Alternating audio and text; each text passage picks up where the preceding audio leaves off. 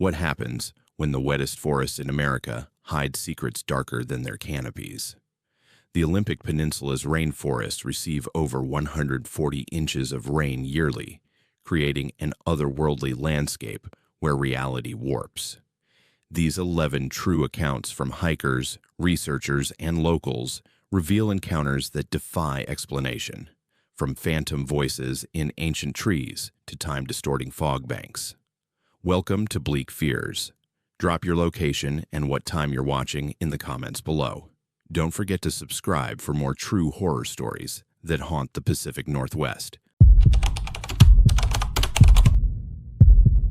My name is Clayton, and I've spent the better part of the last decade working as a wildlife biologist for the Washington Department of Fish and Wildlife. It's the kind of job that sounds romantic until you've spent your 5th consecutive night sleeping on frozen ground with only a tent between you and whatever's moving through the brush outside. But I loved it. Still do, mostly. The Olympic National Park had become like a second home to me, and the Upper Bogachil Valley was one of my favorite survey locations. The moss-draped Sitka spruce groves, the way morning light filters through layers of ancient canopy, the Roosevelt elk moving like ghosts through the understory. It was the kind of wilderness that made you remember why you chose this life in the first place. In spring of 2019, I was assigned a routine 5-day backcountry survey to track Roosevelt elk populations in the valley. I'd done this exact survey dozens of times before. Same location, same protocols, same equipment. It was familiar territory, which is probably why I let my guard down. The first 2 days went exactly as expected. I documented elk sign, recorded scat samples, photographed rub marks on tree trunks where bulls had scraped velvet from their antlers. The weather held, my gear functioned perfectly, and I fell asleep both nights to the sound of the Bogachil River rushing through the valley below my camp. On the 3rd morning, I packed up camp early and headed deeper into the valley, following fresh elk tracks through a section of old-growth forest I'd surveyed before. The Sitka spruce here were massive, some of them over 300 feet tall and likely 500 years old. Moss hung from every branch in thick curtains, and the forest floor was carpeted with ferns that came up to my knees. I was focused on tracking, following the pattern of disturbed vegetation and hoofprints in the soft earth, when I realized something had changed. At first, I couldn't identify what felt wrong. Then it hit me. Silence. Complete and total silence. There were no birds calling, no wind rustling through the canopy, no distant sound of the creek that I knew ran somewhere to my west. Nothing. I stopped walking and held my breath, straining to hear anything at all. The absence of sound was so profound, it felt physical, like pressure building inside my skull. I'd been in quiet forests before, but this was different. This wasn't the natural quiet of a windless afternoon or the hush that falls when a predator moves through an area. This was absolute silence, as if someone had wrapped the entire forest in soundproofing material. I pulled out my radio to call base camp, thinking maybe something was wrong with my ears, some kind of sudden pressure change or altitude issue, even though I knew the elevation here wasn't extreme. The radio powered on, but all I got was static. Not the normal static either. This was a weird, pulsing rhythm that seemed to match my heartbeat. I tried changing channels, adjusting the squelch, everything I knew to do, but every frequency produced the same strange static. And then I felt it. A pressure in my ears like I was ascending rapidly in an airplane, that uncomfortable sensation of your eardrums trying to equalize. I worked my jaw, trying to pop my ears, but the pressure only increased. Some invisible force that made sound impossible was pressing down on everything. I decided to head back to camp, thinking I might be coming down with something, maybe an inner ear infection or the start of altitude sickness, even though that made no logical sense at this elevation. But when I turned around to backtrack, I noticed something on the ground that made my stomach drop. Boot prints, fresh ones, pressed into the soft moss beside a fallen log. The tread pattern was instantly familiar because I'd spent 3 years wearing the same brand of hiking boots, and these prints were identical to mine. But I hadn't walked this route. I'd approached from the other direction, and these prints circled around the area where I'd been standing, as if someone wearing my exact boots had walked a perimeter around me while I wasn't looking. I knelt down to examine them more closely. The depth and spacing indicated someone roughly my height and weight. The stride length matched mine, but I had been alone in this valley for 3 days, and I sure as hell hadn't walked in a circle around this spot. Sometimes your mind will try to rationalize the irrational. I told myself maybe there was another biologist in the area, maybe someone wearing the same popular boot brand. Maybe I'd walked this route earlier and forgotten, even though I knew my survey grid and these weren't areas I'd covered. I stood up and looked around the silent forest, and that's when I saw the elk. 7 of them, all cows, arranged in a perfect circle in a small clearing about 50 yards ahead. They were all lying down, all facing inward toward the center of the circle, and all completely motionless. I approached slowly, and the silence seemed to intensify with each step. When I got close enough to see clearly, I realized they weren't sleeping. They were dead. All 7 elk had died in this perfect formation with no visible wounds, no signs of predation, no indication of what had killed them. Their eyes were open but glazed, and their bodies showed no rigor mortis despite clearly being dead. The ground in the center of their circle was bare earth, scraped clean of vegetation with something that looked like claw marks or symbols scratched into the dirt. I took photographs with shaking hands, documented everything in my field notebook, and tried once again to radio this in. Still nothing but that rhythmic static. The forest around me felt like it was watching. I know how that sounds, but there's no other way to describe it. The trees, the moss, the very air seemed aware of my presence and intensely focused on me. I decided to get back to camp immediately, file a report about the elk, and probably request an early extraction, because something was very wrong here. I pulled out my GPS unit to confirm my location and plot the fastest route back to camp. The screen showed my position clearly, a blue dot on the topo map exactly where I expected to be. But as I watched, the dot started moving. I was standing completely still, feet planted, not moving a muscle, but on the GPS screen my position was walking. The blue dot moved in a slow circle around where I was actually standing, like I was watching someone else carry my GPS unit around my position. I turned the unit off and back on. Same thing. The dot showed me moving in circles while I stood frozen in place, watching this impossible thing happen. My hands went cold despite the mild spring temperature. I shoved the GPS back in my pack and started walking back toward camp, using the sun position and my own sense of direction, not trusting any of my electronic equipment anymore. The silence followed me. For 2 hours I hiked through that soundless forest, and it felt like walking through a dream or being underwater. My own footsteps made no sound. When I snapped a branch to test whether the silence was affecting everything or just ambient noise, I felt the branch break in my hands but heard absolutely nothing. I made it back to camp as the light was starting to fade, and the sight of my tent standing undisturbed should have been comforting, but it wasn't. Because circling the tent, pressed into the dirt and moss around its perimeter, were boot prints. My boot prints. The same tread pattern, the same size, walking a complete circle around my shelter. I hadn't walked around my tent like that. I'd approached from the same direction I always did, and I sure as hell hadn't circled it. But there they were, a perfect ring of my own footprints surrounding the place where I'd slept the previous 2 nights. I checked inside the tent, and everything was exactly as I'd left it that morning, my sleeping bag still rolled up, my cooking gear organized, my spare clothes in their stuff sack. Nothing disturbed, nothing taken, just those impossible footprints outside. I should have packed up and hiked out right then, even though it would have meant a night hike through unfamiliar terrain. But I told myself I was being irrational, that there had to be logical explanations for everything I'd experienced. Maybe another survey team in the area, Maybe my equipment malfunctioning, maybe my own memory failing.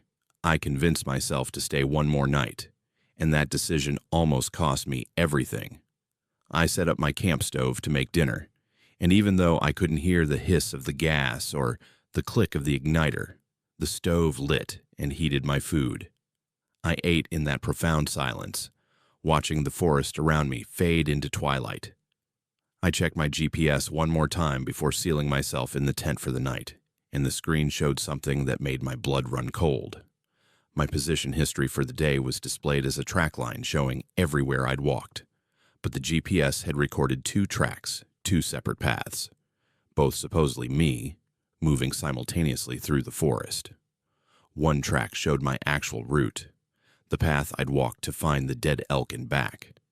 The other track showed a path that circled around my position, matching the timing of when I'd seen those boot prints, as if I'd split into 2 people, and one of them had walked around the other. I barely slept that night. Every time I started to drift off, the pressure in my ears would spike, jolting me awake.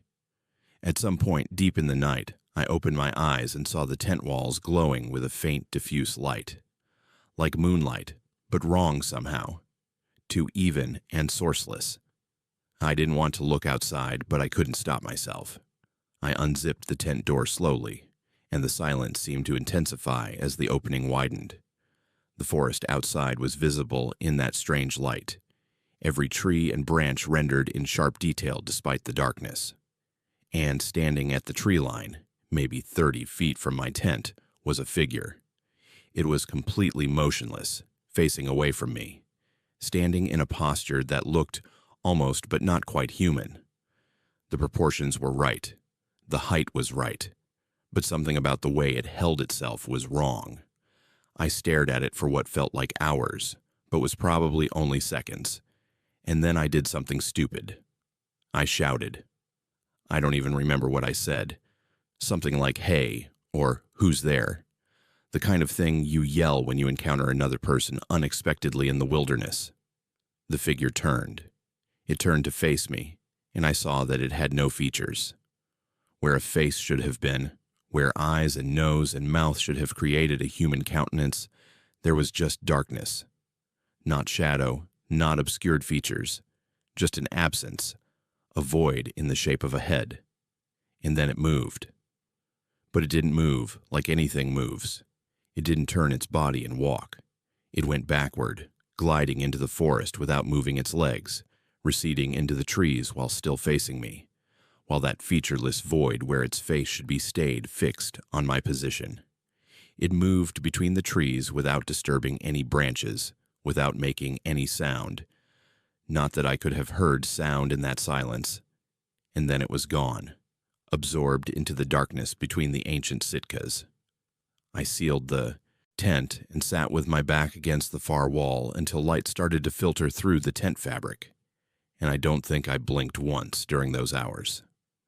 When dawn came, the silence broke. It happened suddenly, like someone had flipped a switch.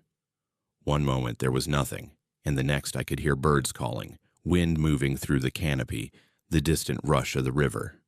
Normal forest sounds. The absence of silence was so shocking I actually gasped. I packed up camp faster than I'd ever done in my career, abandoning my survey grid and my assignment and any pretense of professionalism. I just wanted out of that valley.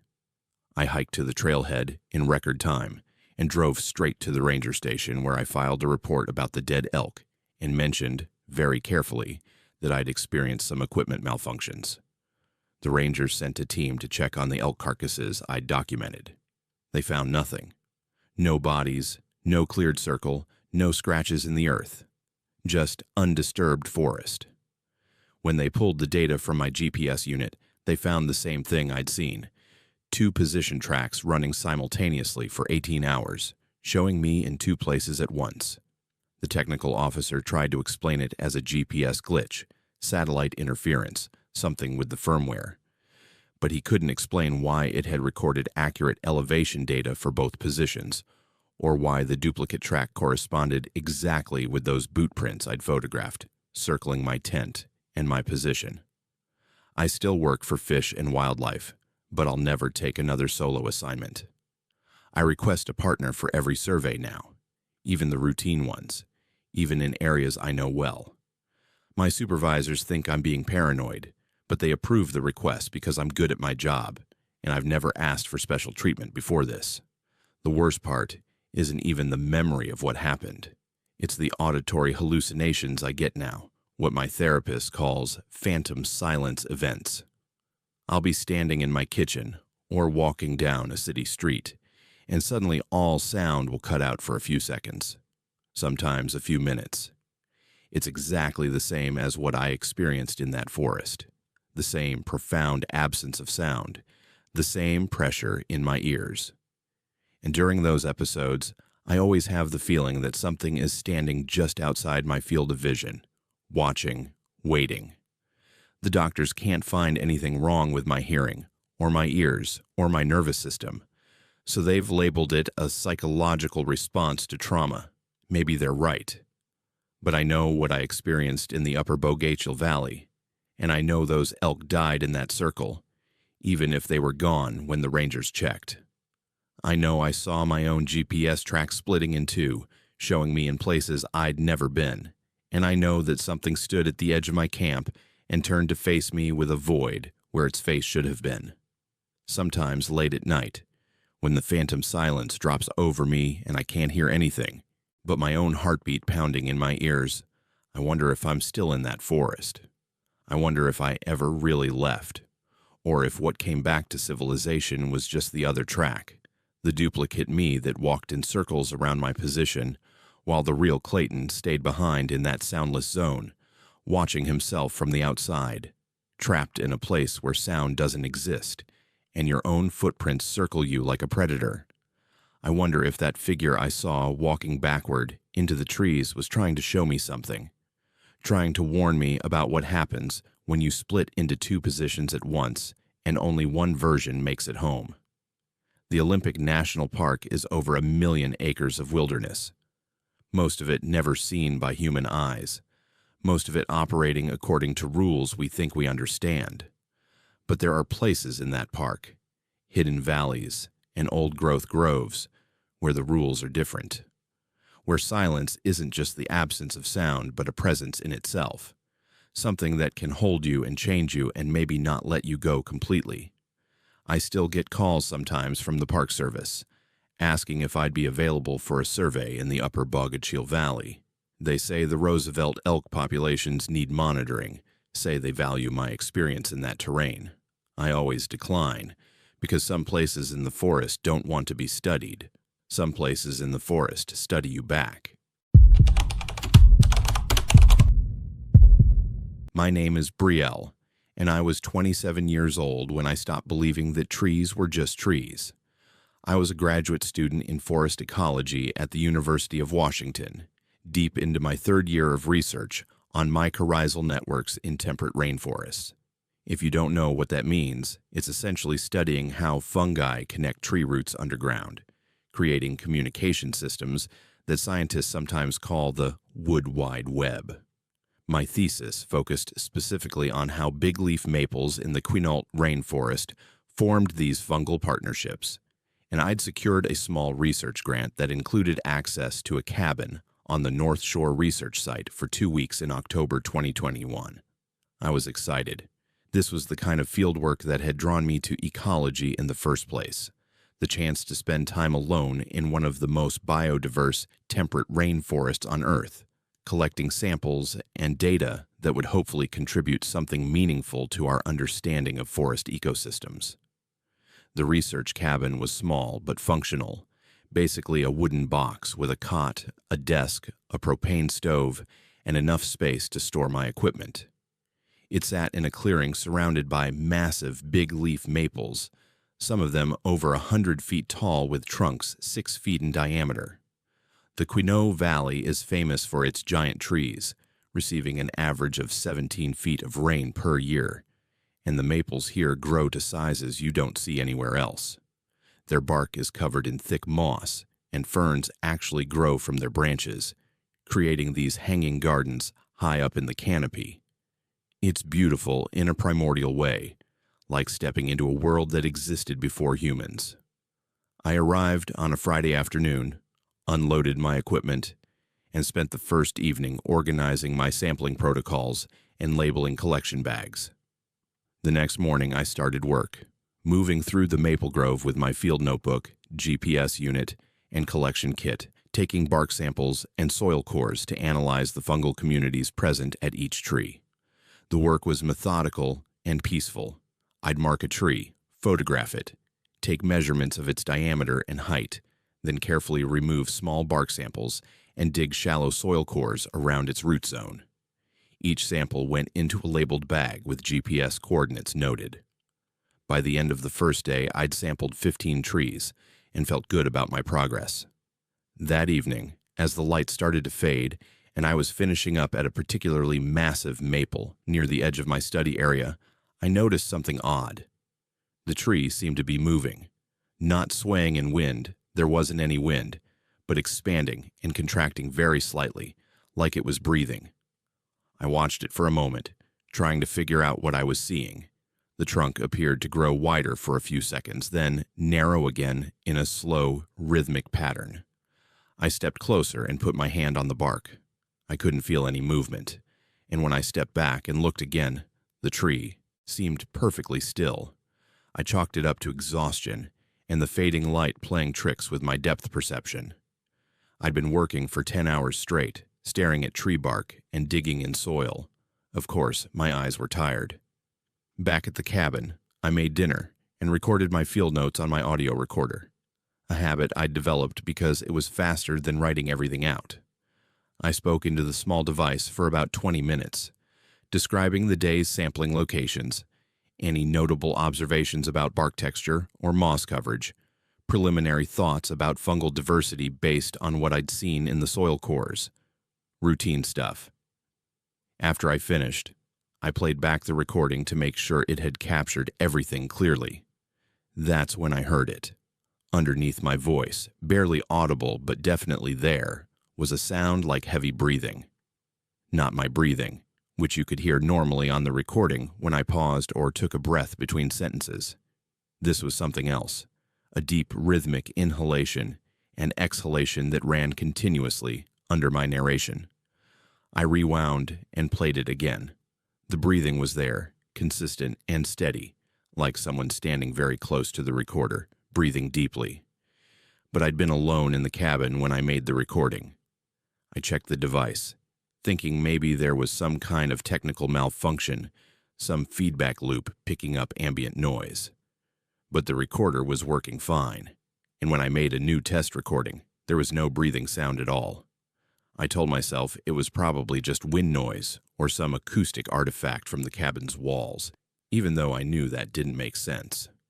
The breathing had been too regular, too organic. I tried not to think about it and went to bed, but I didn't sleep well. I kept hearing that sound in my head, that steady rhythm of inhalation and exhalation.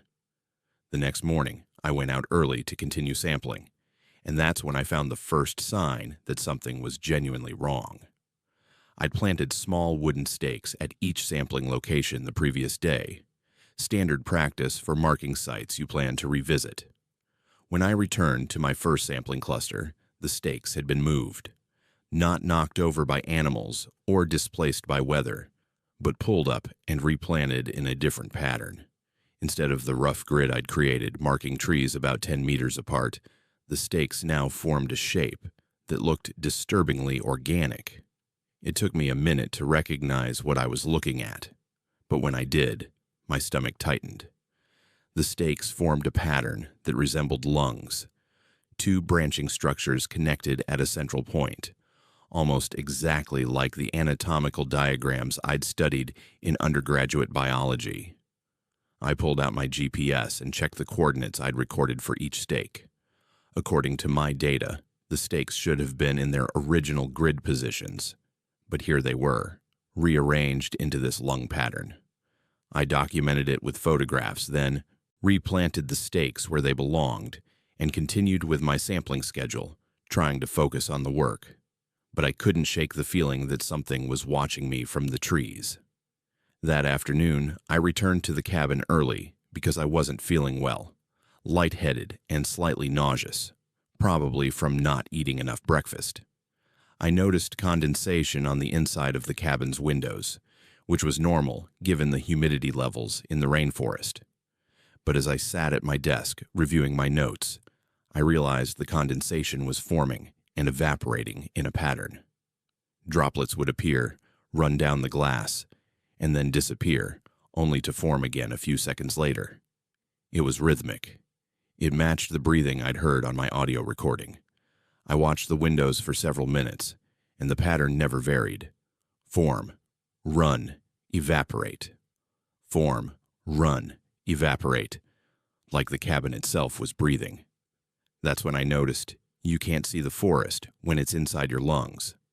I pulled out my oxygen meter, a device I'd brought to measure CO2 levels in soil samples, but that also worked for ambient air. Normal atmospheric CO2 is around 400 parts per million. Inside the cabin, the meter showed levels fluctuating wildly, spiking to over 2,000 ppm, then dropping to below 300, then spiking again. The fluctuations followed the same rhythm as the condensation pattern and the breathing on my recording. I stepped outside and took readings in the maple grove. The CO2 levels out there were even more extreme, and they were highest right next to the trees themselves, as if the maples were exhaling massive amounts of carbon dioxide and then inhaling it back. But that wasn't how photosynthesis worked. Trees absorbed CO2 during the day and released oxygen. They didn't create this kind of wild fluctuation. I took readings at 10 different trees, and all of them showed the same pattern. The entire grove was breathing in unison. I should have left then. I should have packed up my equipment, driven back to Seattle, and reported some kind of equipment malfunction or personal emergency. But I didn't. Part of it was stubbornness, the feeling that I couldn't abandon 2 weeks of research over some unexplained readings and move stakes. Part of it was scientific curiosity, the genuine wonder at encountering something I couldn't explain.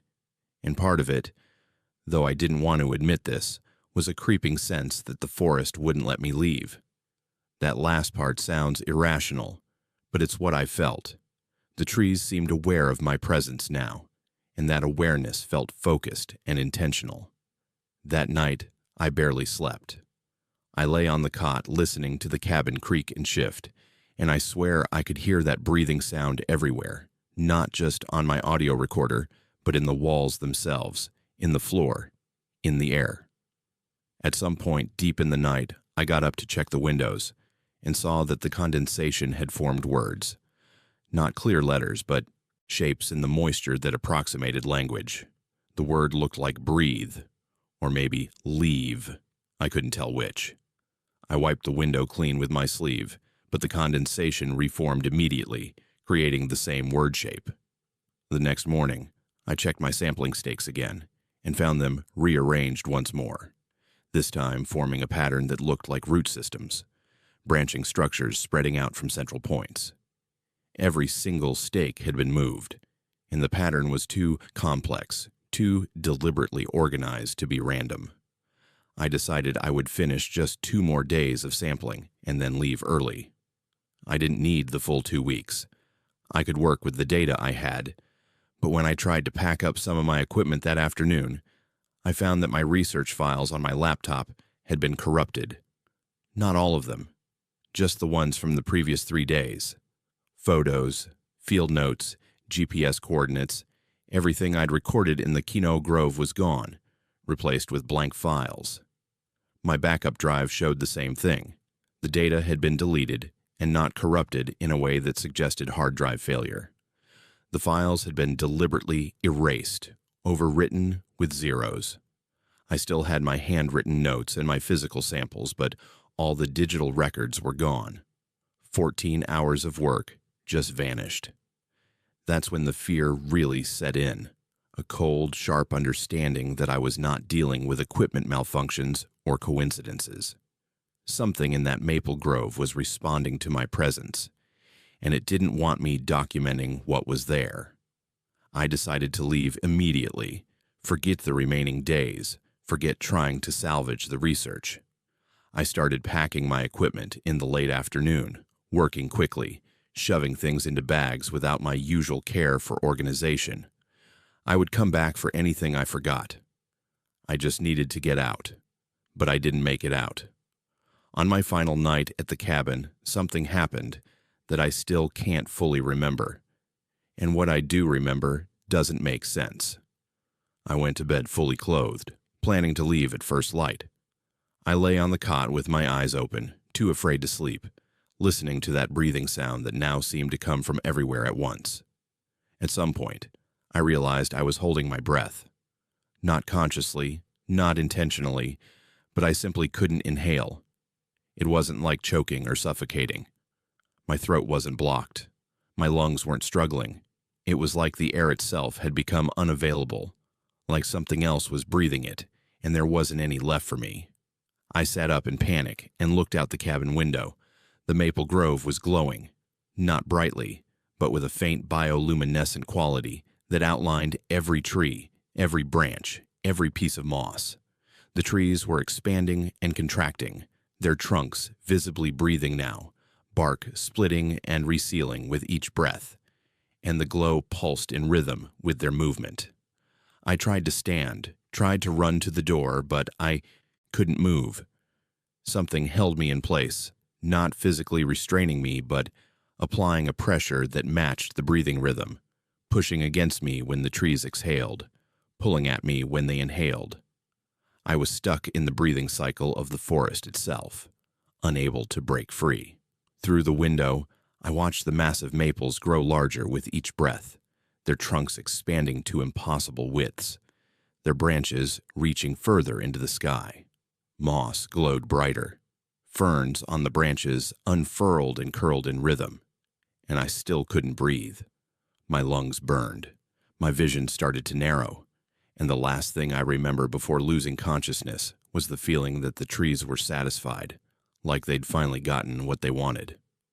I woke up outside the cabin at dawn. I was lying on the ground about 20 feet from the door, soaked with dew, freezing cold.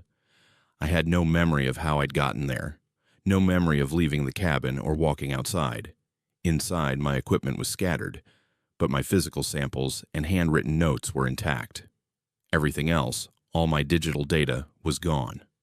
Rangers found me around 9 in the morning when they did their regular check of the research cabins. They said I was responsive but confused, possibly hypothermic. They drove me to the medical clinic in Forks, where I was treated and released the same day. When I returned with the Rangers to collect my equipment, we reviewed the data logs from my research devices. 14 hours of data from that final night had been deleted. Not lost, deleted.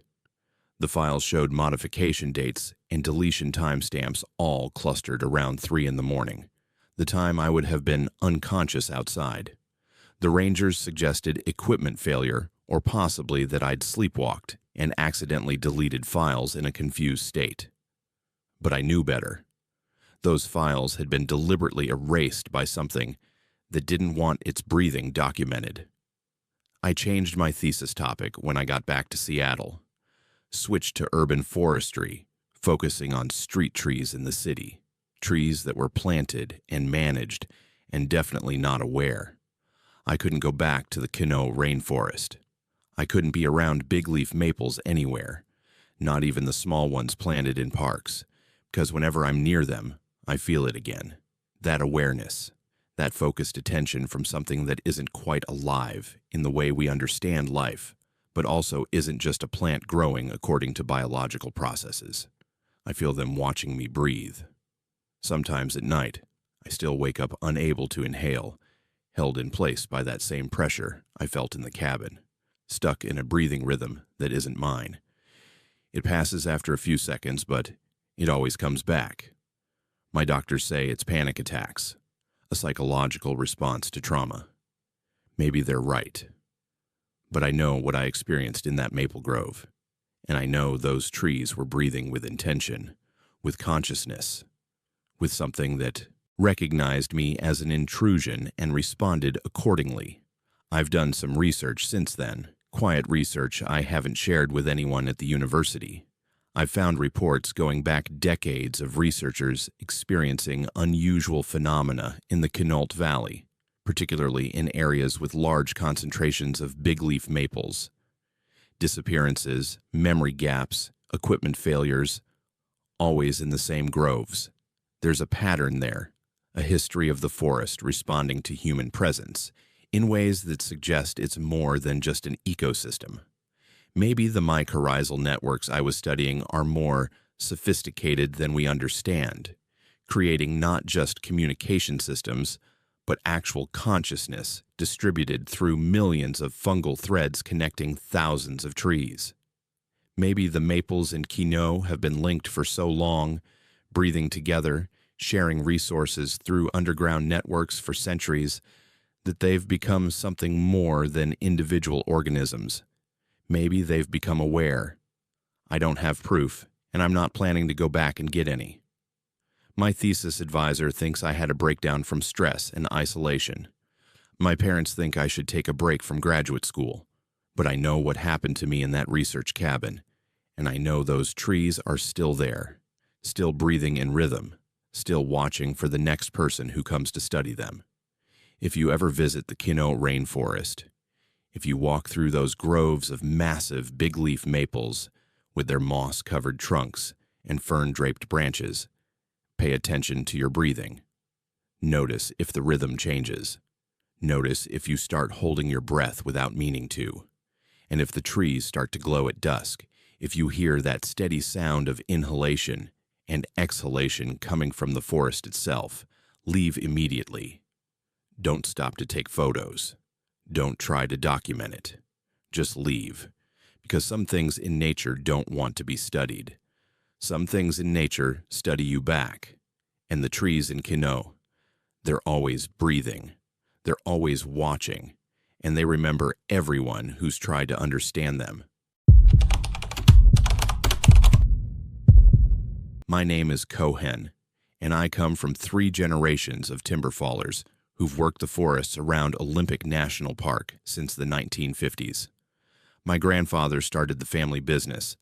My father expanded it, and I inherited both the equipment and the knowledge of how to read a forest, how to predict where a tree will fall, how to survive in terrain that doesn't forgive mistakes.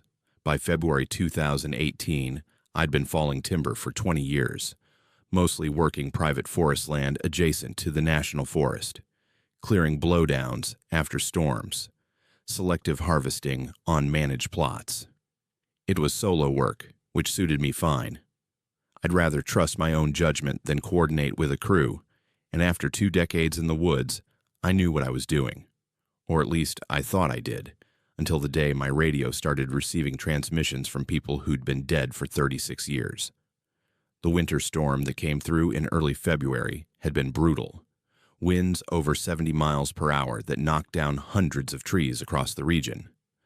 I'd been contracted to clear blowdowns on a private parcel south of Quinault, maybe 8 miles from Lake Quinault itself, working abandoned logging roads that hadn't seen regular use since the 80s. The property owner wanted the down timber cleared and the valuable logs salvaged before they started to rot. Standard job, good pay, and I had 3 weeks to complete it. I drove my truck as far as the old logging roads would allow, then hiked in with my chainsaw, gear, and a handheld radio tuned to the Forestry Service frequency in case of emergency.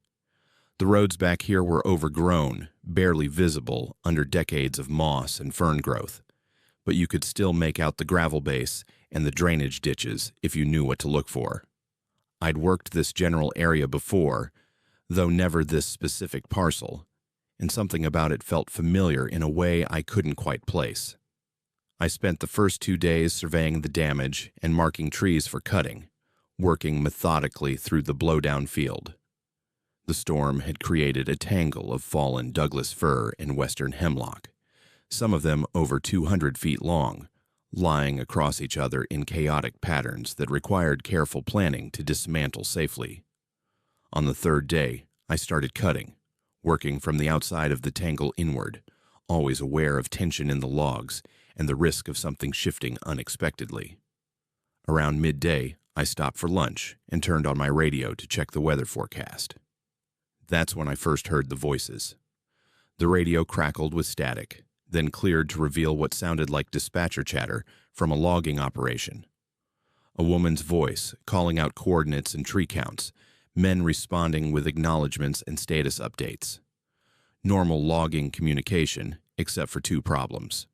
First, the frequency I was monitoring hadn't been used for active logging since the 1980s, when the Forestry Service switched to a different band. Second, the terminology was wrong. The voices used old logging slang that nobody says anymore, terms like schoolmarm for split trees and barber chair for a specific type of dangerous split, phrases my grandfather had used but that had mostly fallen out of common usage by the time I started working. I adjusted the squelch on the radio, thinking maybe I was picking up some kind of vintage radio enthusiasts or historical reenactors, though that seemed unlikely out here in the middle of nowhere. The voices continued, discussing cutting plans and coordinates. Then I heard something that made me stop chewing my sandwich. One of the male voices said, Unit 3 heading up Road 12 to clear the northwest section. Road 12. That was the old designation for the logging road I'd hiked in on that morning, but it had been renamed Road QF7 in the early 90s when the Forest Service updated their mapping system. Nobody called it Road 12 anymore. Nobody except my grandfather, who'd worked this area back when it was still active logging territory. I turned up the volume and listened more carefully. The dispatcher gave coordinates that matched my current location, discussing tree density and species composition that accurately described what I was looking at around me. The voices were talking about this exact area, using old road numbers and old terminology, but the conversation sounded current, like it was happening in real time. There's a moment when something impossible forces its way into reality, and your mind tries to reject it. I told myself the radio was malfunctioning, picking up some kind of recorded loop or interference from another frequency. I switched channels, but every channel on my radio produced the same transmission. The logging operation chatter continued. And now I recognized specific landmarks being discussed, trees and rock formations I could see from where I sat. The voices were describing my work site, but they were calling it by designations that hadn't been used in 40 years. I turned the radio off, waited 30 seconds, then turned it back on.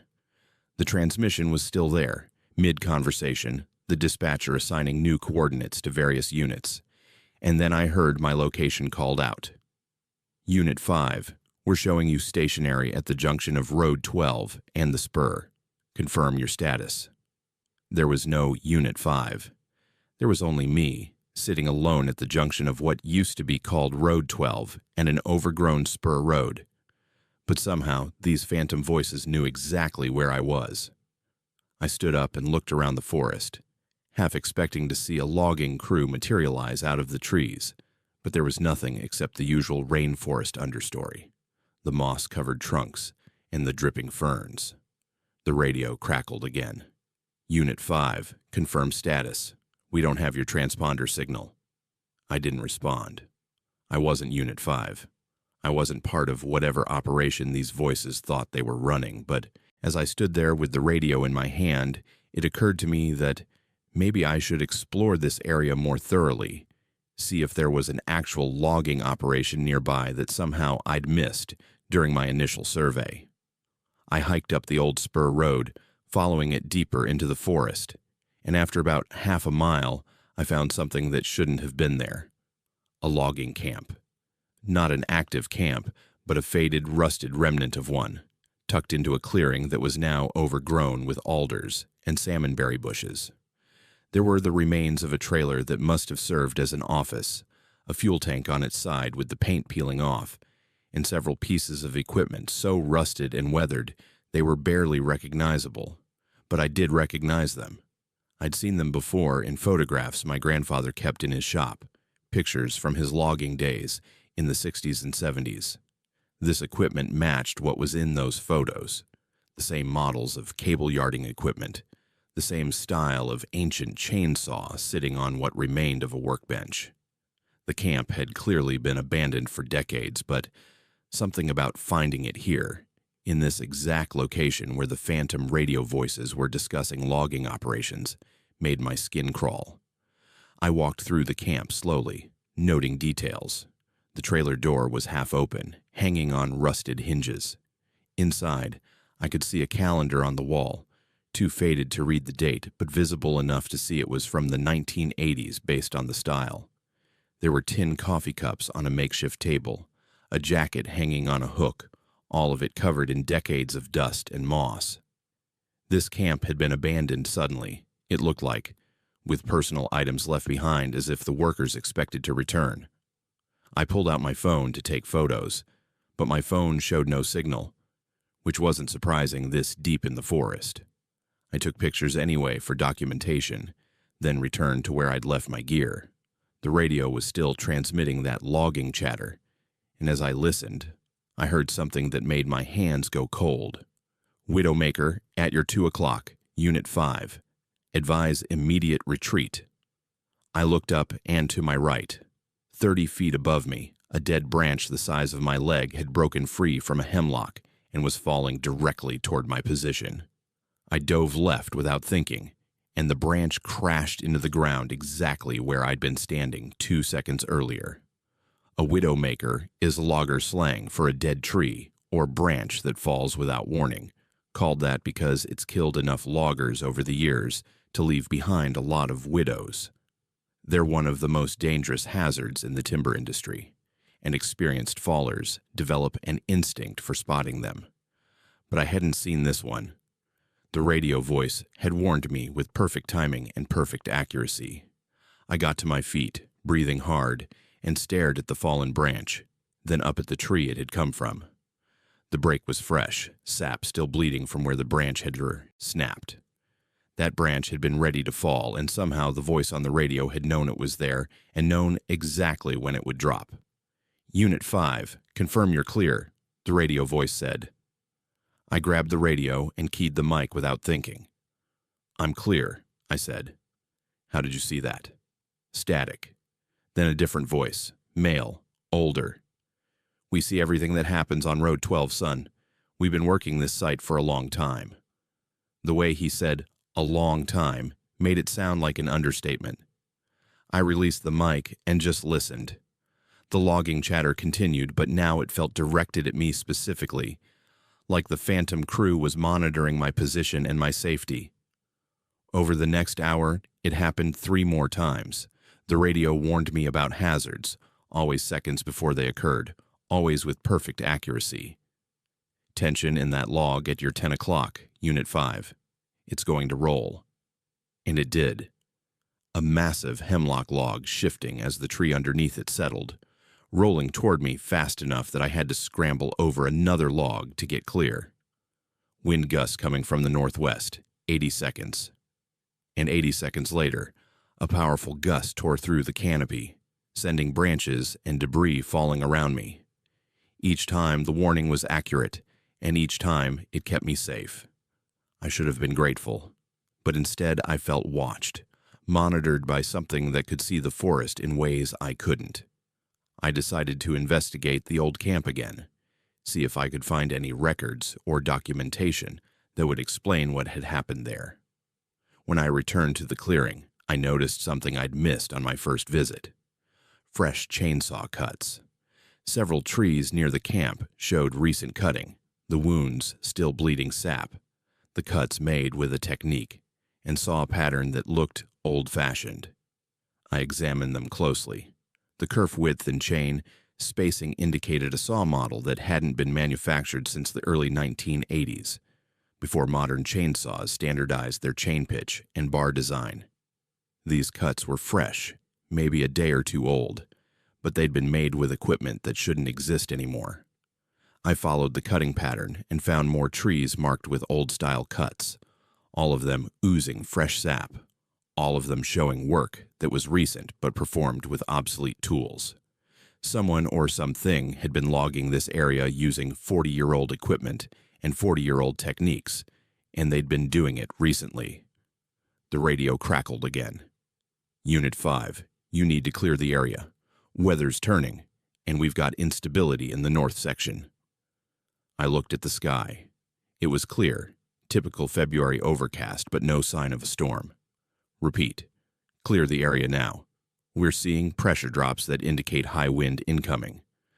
I'd learned to trust the radio warning, so I gathered my gear and started hiking back toward my truck, moving quickly. As I walked, the wind picked up, just like the voice had predicted, and I heard a sound that every logger knows and fears, the deep cracking groan of a tree beginning to fail. I looked back and saw a massive Douglas fir, one of the old-growth giants that had survived the logging era, starting to topple. It fell in slow motion, the way really big trees do, and it crashed directly across the area where I'd been working minutes before. If I'd stayed, I would have been crushed. The radio was silent for a moment. Then the older male voice came back. "You're learning to listen. That's good." I keyed the mic again. "Who are you? What happened at that camp?" More static, then a response that made my blood run cold. "We had an accident. Cable failure. We didn't see it coming." I remembered my grandfather talking about a logging accident somewhere in this area, back in the early 80s, a catastrophic failure that killed several men. He'd never given me details, just mentioned it as one of the industry's dark moments. "How many?" I asked. "7 of us. The widowmaker came through during lunch break. Nobody survived. 7 loggers, killed by a falling tree during their lunch hour, in a camp that was subsequently abandoned and forgotten. And now their voices were on the radio, warning me about the same kinds of hazards that had killed them." "Why are you helping me?" I asked. The response took a long time. "Because you listen, because you're careful, because you respect the work." There was a pause, then the voice continued, "And because it's not your time yet." Not your time yet. Those words sat heavy in my chest. The radio crackled again, and I heard the dispatcher's voice counting down. "Unit 5, pressure drop in 15 seconds. Recommend you move to clear ground immediately. 10, 9, 8. I started running, not knowing why but trusting the warning. 7, 6, 5. I could see my truck in the distance, parked on stable ground. 4, 3, 2. I dove behind the truck just as something massive crashed in the forest behind me. A Douglas fir, even larger than the one that had fallen earlier, came down with enough force to shake the ground. It fell exactly where I'd been standing, and if I'd been 3 seconds slower, it would have killed me instantly. 1, 0. The tree settled with a final groan. Then the older voice came back on the radio, calm and measured. He moved. Not his time yet, but soon. The way he said soon made it sound like a promise and a warning. I climbed into my truck, my hands shaking so badly I could barely get the key in the ignition, and I drove out of that forest without looking back. I didn't return to finish the job. I called the property owner and told him I'd encountered dangerous conditions and couldn't complete the contract, and I'd refund his deposit. He wasn't happy, but I didn't care. I couldn't go back to that place, couldn't work under the watchful presence of those phantom loggers who saw things I couldn't see and knew when the forest was ready to kill. Later that week, I did some research at the County Historical Society, looking for information about logging accidents in that area. I found a newspaper article from March 1982 describing a catastrophic cable failure at a logging camp south of Quinault. 7 men killed when a widowmaker, a massive old-growth Douglas fir that had been partially damaged by previous logging activity, collapsed during their lunch break. The article listed their names and mentioned that the camp was immediately shut down, the equipment abandoned, and the area left to return to forest. The camp I'd found, the voices I'd heard. They'd been there for 36 years, still working, still watching, still trying to prevent the kind of accident that had killed them. I sold all my logging equipment 3 months later. Chainsaws, climbing gear, safety equipment, everything. I couldn't do the work anymore because every time I went into the forest, I heard countdowns in my head. That steady voice, counting from 10 to 0, marking the seconds before disaster. I took a job in town working at a hardware store, which probably disappointed my grandfather's ghost, but I couldn't help that. The forest had claimed 7 loggers at that camp, and it had tried to claim me too, and the only reason I survived was because the men it had already taken decided to warn me. But their final message stayed with me. Not his time yet, but soon. I don't know when soon is. I don't know if it's tomorrow or next year or 20 years from now, but I know that something in that forest marked me, knew me, and decided that eventually it would collect what it was owed. I wake up sometimes from dreams where I'm back at that logging site and I hear the countdown starting. 10, 9, 8. And in the dream, I'm running, but I can't find clear ground, and the numbers keep dropping. And I know that when the voice reaches 0, something massive is going to fall, and this time I won't move fast enough. I'll be standing in exactly the wrong place at exactly the wrong time, and the forest will take me the way it took those 7 men in 1982. My wife thinks I had a breakdown, some kind of stress-induced paranoia from too many years working dangerous jobs. Maybe she's right. But I know what I heard on that radio, and I know those warnings saved my life multiple times, and I know the forest around that abandoned camp is still working, still cutting trees according to plans laid out 40 years ago, still following routines that didn't end just because the loggers died. The Olympic National Forest is full of places like that, sites where logging camps operated for decades before being abandoned, where men died in accidents that were forgotten by everyone except the forest itself. And in some of those places, I think the work never really stopped.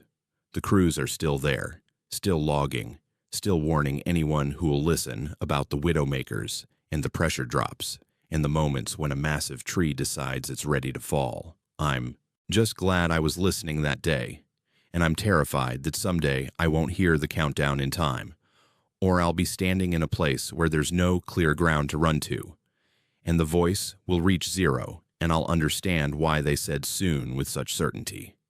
Because the forest is patient. It has all the time in the world, and eventually everyone's time runs out. My name is Ali, and I'm 30 years old, which means I've spent almost a decade working trail maintenance for the National Park Service in Olympic National Park. It's physical work, the kind that leaves you sore at the end of every day, but it's honest, and it keeps you connected to something real. Trees, trails, weather patterns, the predictable cycles of a forest that functions according to rules that haven't changed in millennia. At least that's what I thought until June 2020, when I walked the Hall of Mosses trail after a storm and discovered that sometimes the rain doesn't fall down. Sometimes it falls up, and when that happens, the forest becomes something else entirely, something that doesn't follow any rules I've ever understood. I was assigned to perform a post-storm trail assessment on the morning of June 15th, a routine job I'd done hundreds of times before.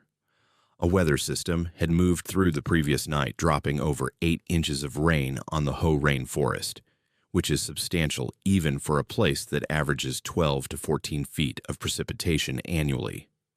My job was to walk the main trails, document any damage, clear minor debris, and flag major hazards for the larger maintenance crew to address later. The Hall of Mosses trail is one of the park's most popular attractions, a short loop less than a mile long that winds through some of the most spectacular temperate rainforest in the world. Massive Sitka spruce and western hemlock tower over big leaf maples that are completely draped in moss, creating these otherworldly corridors of green where moss hangs from every branch like curtains. It's the kind of place that makes people from dry climates stand and stare because they've never seen this much moisture, this much growth, this much green concentrated in one location. I've walked that trail more times than I can count, in every season, every weather condition, and I know it as well as I know the layout of my own house, which is why I immediately knew something was wrong when I started my assessment that morning. The moss was dry. Not just surface dry, not damp from residual moisture evaporating in morning light, but completely bone dry, as if it hadn't been exposed to water in weeks. I stopped on the trail maybe 300 yards from the visitor center and touched one of the hanging moss curtains on a big leaf maple. It crumbled slightly under my fingers, brittle and desiccated. I looked around at the forest floor, at the ferns that carpeted the ground between trees, and they were all dry, too. Not wilted, not drooping from lack of water, but dry in a way that suggested rapid, complete moisture loss. I pulled out my radio and keyed the channel to the ranger station. "This is Ali on Hall of Moss's assessment. I'm seeing unusual dryness conditions despite last night's rainfall. Can you confirm the rain gauge readings?" The response came back immediately. "Confirmed, Ali. 8.3 inches between 1900 hours and 0300 hours. Should be plenty muddy out there." But it wasn't muddy. The trail surface was firm and dry, with no standing water, no mud, no sign that 8 inches of rain had fallen here less than 8 hours ago. I continued walking, documenting what I was seeing with photographs and notes, trying to make sense of the contradiction between the official weather data and the physical evidence in front of me. That's when I found the banana slugs. Hundreds of them, all dead, arranged in spiral patterns on the dry ground. Banana slugs are one of the rainforest's signature creatures, bright yellow gastropods that can grow 6 inches long and that require constant moisture to survive. They're everywhere in the hoe, sliding across logs and trails, completely dependent on the wet environment. But these slugs had desiccated, their bodies dried out and shriveled, and they'd been arranged, placed deliberately in these spiral formations that covered patches of the trail and the forest floor around it. I knelt down to examine one of the spirals more closely. The slugs weren't scattered randomly by predators or weather. They'd been positioned intentionally, each slug placed at a specific point in the spiral's curve, creating patterns that looked almost mathematical in their precision. I counted 37 slugs in one spiral alone, and I could see at least a dozen more spirals within 50 feet of my position. Something had killed these slugs by removing all moisture from their bodies, and then something had arranged them in these formations. I documented everything with my camera, trying to maintain professional detachment, even though my hands were shaking slightly. As I stood up, I noticed the tree roots. Large sections of root systems were exposed along the trail edge, which wasn't unusual given the shallow soil and frequent erosion in the rainforest. But these roots were bleached white, like driftwood that had been stripped of bark and exposed to sun for years.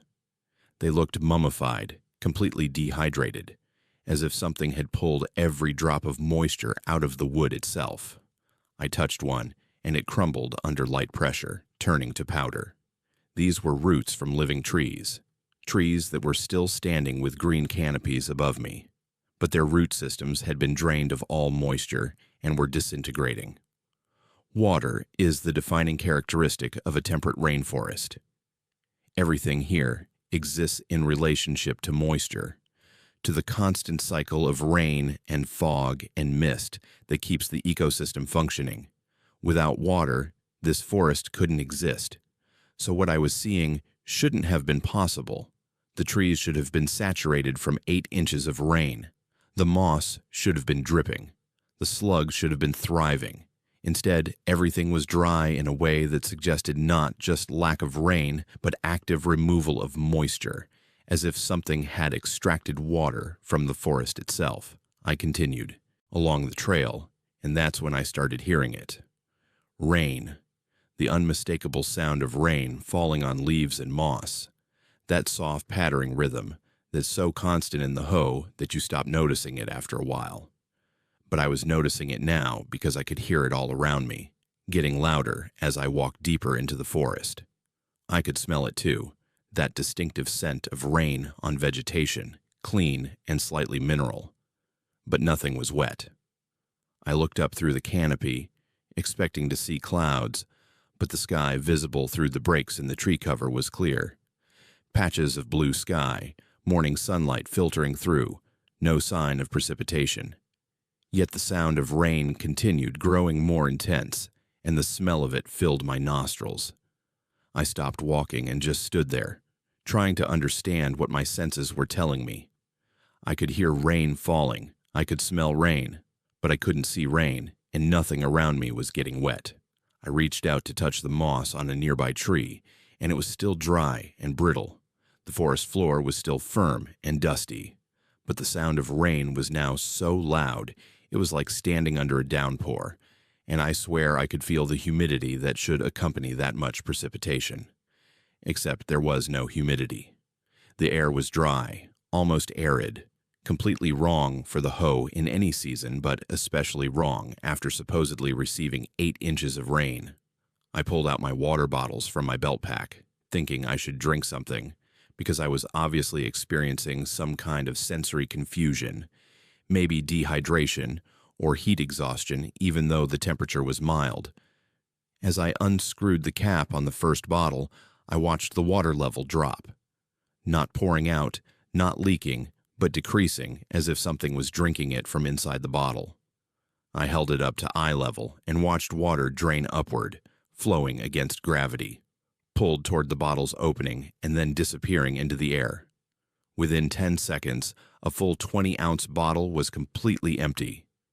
I grabbed my second bottle and held it carefully, watching the same thing happen. The water flowed up and out, defying physics, vanishing into air that looked clear, but that must have contained something I couldn't see. Something that was collecting water, pulling it out of bottles and roots and slugs and moss, removing all moisture from an environment defined by moisture. I dropped the empty bottles and backed away, and that's when I realized the sound of rain had a direction. It was coming from somewhere ahead of me, off the main trail, deeper into the grove where the massive maples created that cathedral-like space that gives the Hall of Mosses its name. I should have turned around right then. I should have radioed for backup and waited at the visitor center for someone else to investigate. But I didn't, because some part of me needed to understand what was happening, needed to see whatever was causing this impossible dryness in the wettest forest in America. I left the trail and pushed through the undergrowth, following the sound of rain that wouldn't stop, walking toward something I couldn't yet see but that I could feel pulling at me the same way it had pulled water out of my bottles. The forest opened into a small clearing I didn't remember from previous walks, though it's possible I'd just never noticed it before. In the center of the clearing, the air shimmered like heat rising off pavement in summer, creating a visible distortion maybe 15 feet across. And through that distortion, I could see rain. But it was falling upward. Droplets of water rose from the ground, hundreds of them, thousands of them, flowing against gravity into the canopy above. They moved in streams and sheets, a reverse rainfall that defied everything I understood about how water behaves. As I watched, frozen in place at the edge of the clearing, I saw more water join the upward flow. It was being pulled out of the soil, sucked up from tree roots, extracted from moss and ferns, and the very air itself. The clearing was the source of the desiccation, a zone where moisture was being harvested and sent somewhere I couldn't comprehend. And in the center of it all, standing within the shimmer, was a figure. It looked human at first glance, roughly person-shaped, but it was made of mist or vapor, semi-transparent and constantly shifting. Water flowed into it, the rising rain absorbed into its form, and I realized I was watching something collect the forest moisture, systematically draining an ecosystem that required water to survive. The figure turned toward me, though it had no distinct features to turn with, just that vague impression of awareness focusing in my direction. I felt it recognize me, felt it assess whether I was a threat or an obstacle or just another source of moisture to harvest. For several seconds, we regarded each other across that clearing, me made of flesh and bone and blood that was mostly water, it made of collected rain and extracted humidity. Then I ran. I crashed back through the undergrowth to the trail and sprinted toward the visitor center, faster than I'd ever moved in my life, not looking back, not stopping when branches caught my clothes or roots tried to trip me. I ran until I burst out of the forest into the parking area where my truck was parked, and only then did I turn around to see if the figure had followed. The forest behind me looked normal. Moss dripped from trees. Ferns looked healthy and green. The trail surface showed puddles and mud that definitely hadn't been there 20 minutes earlier. It was as if moisture had returned to the forest the moment I'd fled from that clearing, rushing back to fill the void that had been created. I radioed the ranger station and tried to explain what I'd seen, but my explanation came out confused and incoherent. Something about upward rain and a figure made of mist and desiccated banana slugs. They sent someone to check on me, probably concerned I'd hit my head or experienced heat stroke, and they brought a medic who examined me and declared me physically fine, but possibly experiencing shock from something. Rangers went to investigate the Hall of Mosses trail and found everything normal. Moisture levels appropriate for post-rainfall conditions. No dead slugs. No exposed bleached roots. No clearing with shimmering air. They did, however, take soil samples from the area I'd described, just to be thorough, and those samples came back with results that nobody could explain. The soil showed extreme desiccation, salt content elevated far beyond normal ranges, organic material degraded in ways consistent with rapid, complete dehydration. But there was no explanation for how or why, and the findings were filed away as an anomaly, probably equipment error or sample contamination. I knew better. I knew what I'd seen in that clearing, and I knew the forest had been drained of moisture systematically and deliberately by something that existed to collect water. The official weather data confirmed that 8 inches of rain had fallen on the Hoh Rainforest the previous night. That rain had reached the forest. I'd heard it, smelled it, watched it flow. But it hadn't fallen down. It had fallen up, pulled into something that needed it, for purposes I couldn't begin to understand. I requested a transfer after that incident. Couldn't work trails anymore, couldn't trust my own perception of weather and moisture and the basic physical laws that should govern how water behaves. They moved me to the visitor center, where I answer questions and sell park passes and stay inside a building with walls and a roof. I'm good at the job, but I know my coworkers think something broke in me that day on the Hall of Mosses trail, that I had some kind of breakdown that made me unfit for field work. Maybe they're right, but I carry 4 water bottles now whenever I go outside, even for a short walk, even in town far from the rainforest. I carry them because I'm terrified they'll drain themselves the way those bottles drained in the forest. Water flowing up and out and into something I can't see. I check them constantly, shake them to confirm they're still full, and I drink from them obsessively to make sure the water is real and available. My partner says it's compulsive behavior, says I should talk to someone about the anxiety, and maybe I will eventually. But first, I'd have to explain why I'm anxious, and that would require describing what I saw in that clearing, and nobody believes that story. Nobody except the soil scientists who saw those desiccation patterns and couldn't explain them, and the weather service technicians who confirmed 8 inches of rain fell but couldn't explain where it went. Sometimes at night, I hear rain falling in our apartment, even though we're on the 3rd floor and the nearest trees are 50 feet away. I hear that distinctive pattering sound, smell that clean, mineral scent, feel the humidity that should accompany precipitation. But when I look outside, the streets are dry and the sky is clear. That's when I know it's happening again somewhere. That figure in the clearing pulling moisture out of an environment that can't survive without it, collecting water for reasons I'll never understand, creating zones of impossible dryness in places defined by wet. The Hoh Rainforest receives an average of 12 to 14 feet of rain per year, making it one of the wettest places in the continental United States.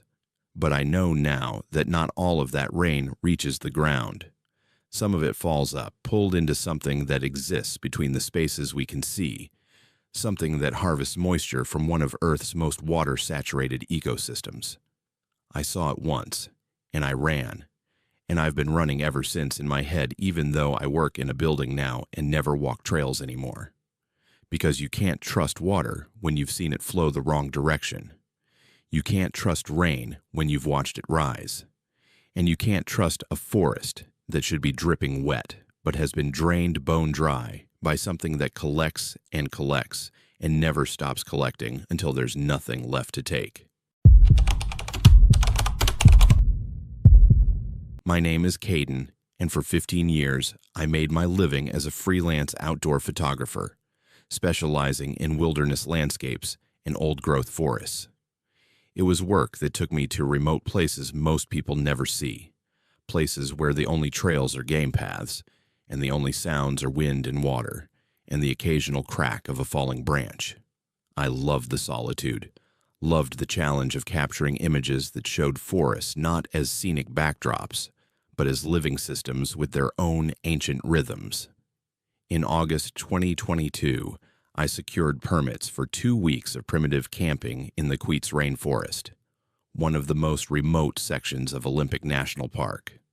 My plan was to shoot a photo essay on old-growth Sitka spruce populations, documenting trees that had been standing for 500 years or more.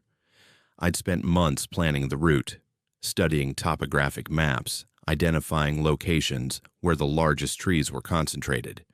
What I didn't plan for, what no map could have shown me, was finding a research station that officially doesn't exist and hasn't existed for almost 60 years. A place where 6 people vanished in 1963, and where I saw myself standing among them, wearing clothes from an era I'd never lived through.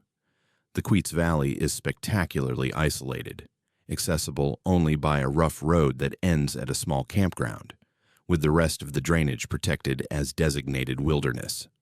The forest here receives over 12 feet of rain annually, creating conditions for Sitka spruce to grow to enormous sizes, some over 300 feet tall and 15 feet in diameter.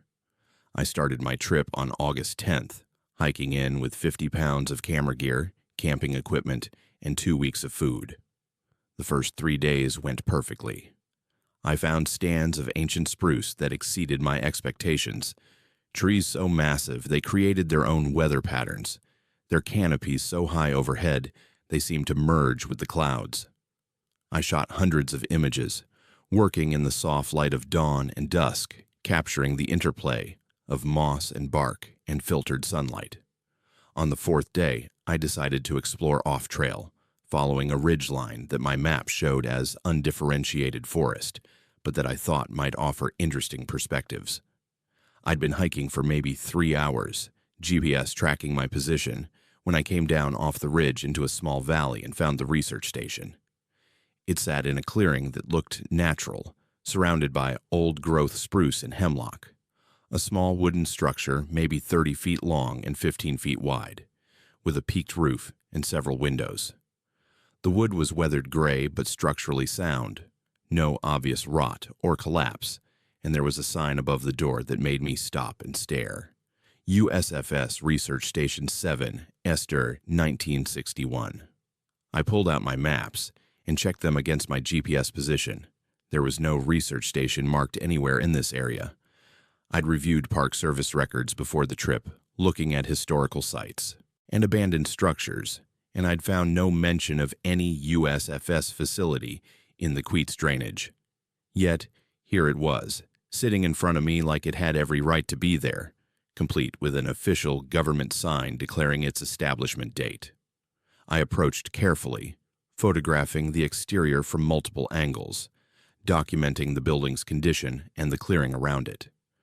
The windows were intact, which seemed impossible for a structure that had supposedly been here for over 60 years in an environment this wet. The door was closed but not locked, just a simple latch that I lifted after a moment's hesitation. Inside, the research station was a time capsule from the early 1960s. The main room contained several long tables set up as laboratory workstations, with equipment that looked period-appropriate, microscopes and beakers, and sample containers arranged as if work had just concluded for the day. Shelves lined the walls, filled with specimen jars containing preserved samples, plant material and soil, and what looked like tree cores, all labeled with dates from 1961 through early 1963. I found research logs, bound volumes with handwritten entries documenting something called behavioral anomalies in Sitka spruce populations. I started reading through the most recent entries, and what I found made no scientific sense.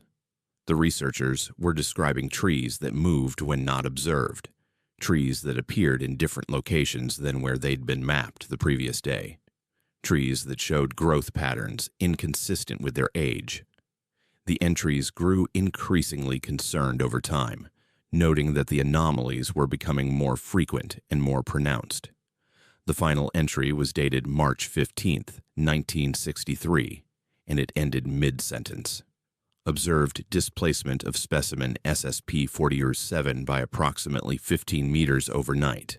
This exceeds all previous measurements and suggests the phenomenon is accelerating. Team meeting scheduled for 1400 hours to discuss whether we should... And that was it. The sentence stopped, ink trailing off, as if the writer had been interrupted. I photographed every page of those research logs, every label on those specimen jars, trying to document everything before leaving. On one wall hung a calendar, still turned to March 1963, with handwritten notes marking various observation schedules and sample collection dates. The 16th was marked Continue Monitoring SSP Cluster, but nothing after that date had any notation. Along the back wall, I found 6 cots arranged in 2 rows of 3, and this is where the research station stopped, being just an abandoned building, and became genuinely disturbing. Each cot still had personal belongings arranged on or beside it.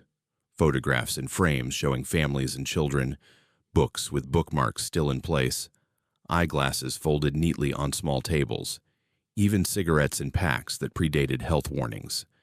It looked like 6 people had stepped out for a few hours and simply never returned, leaving everything behind, including items they would have needed to take with them if they'd planned to leave permanently.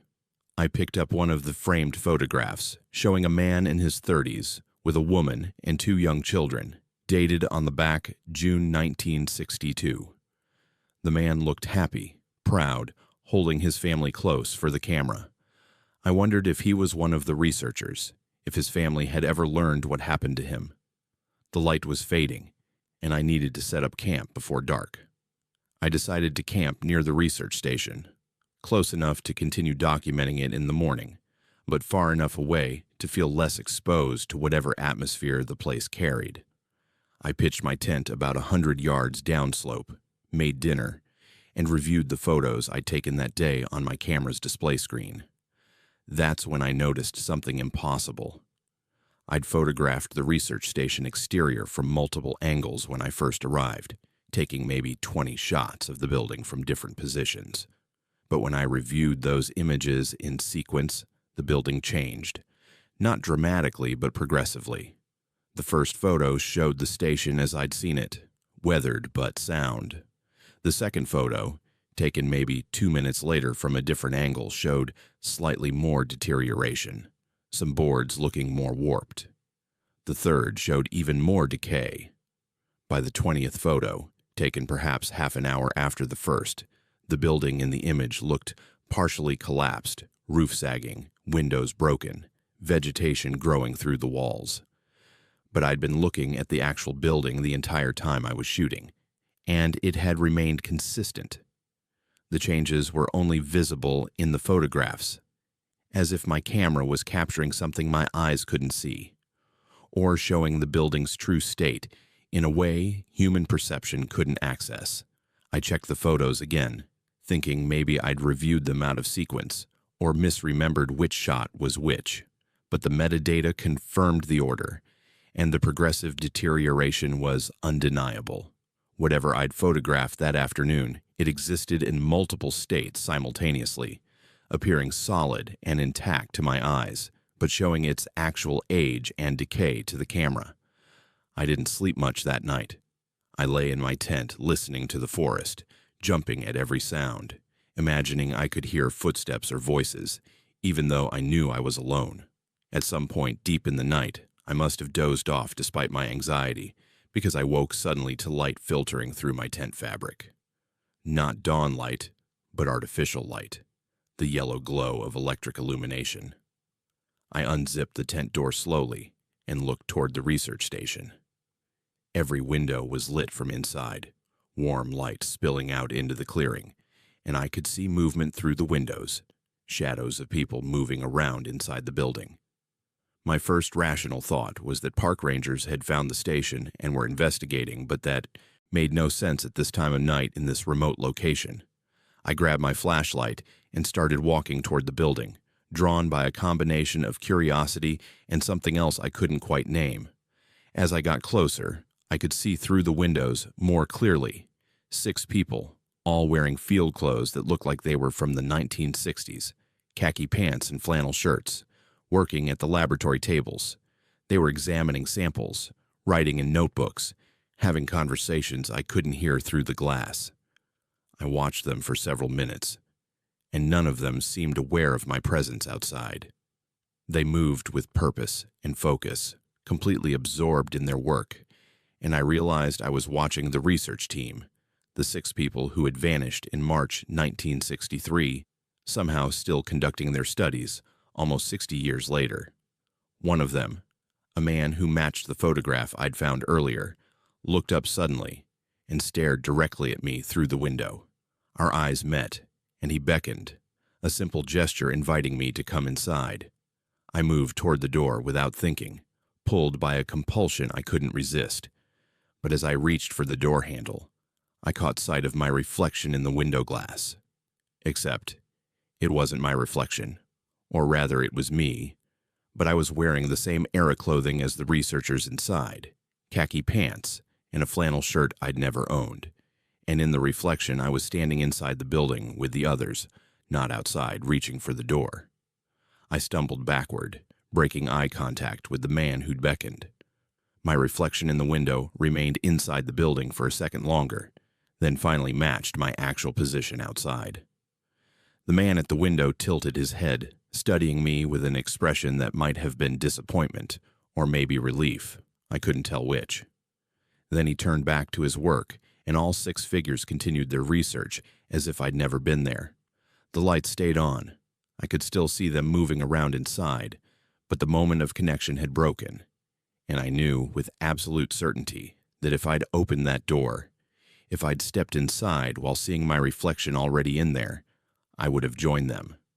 I would have become the 7th researcher, stuck in March 1963, conducting studies on Sitka spruce behavioral anomalies for the rest of eternity.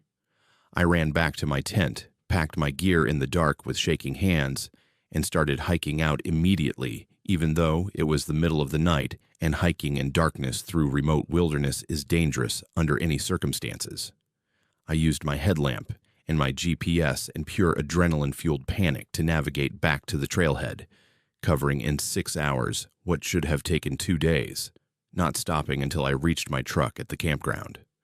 When I got home, I tried to report what I'd found to the Park Service, thinking they should know about the research station and the possibility that it contained evidence related to missing persons from 1963. They listened politely and then checked their records. There was no USFS Research Station 7 anywhere in Olympic National Park. The Forest Service had never operated research facilities in the Queets drainage.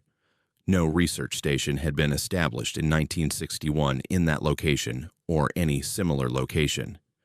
When I showed them my photographs, the images of the exterior I'd taken showed only forest. No building, no clearing, just trees and understory vegetation. The photos I'd taken of the interior, the research logs and equipment, and personal belongings showed only forest as well. Every single photograph from that day, hundreds of images showed nothing but ordinary rainforest.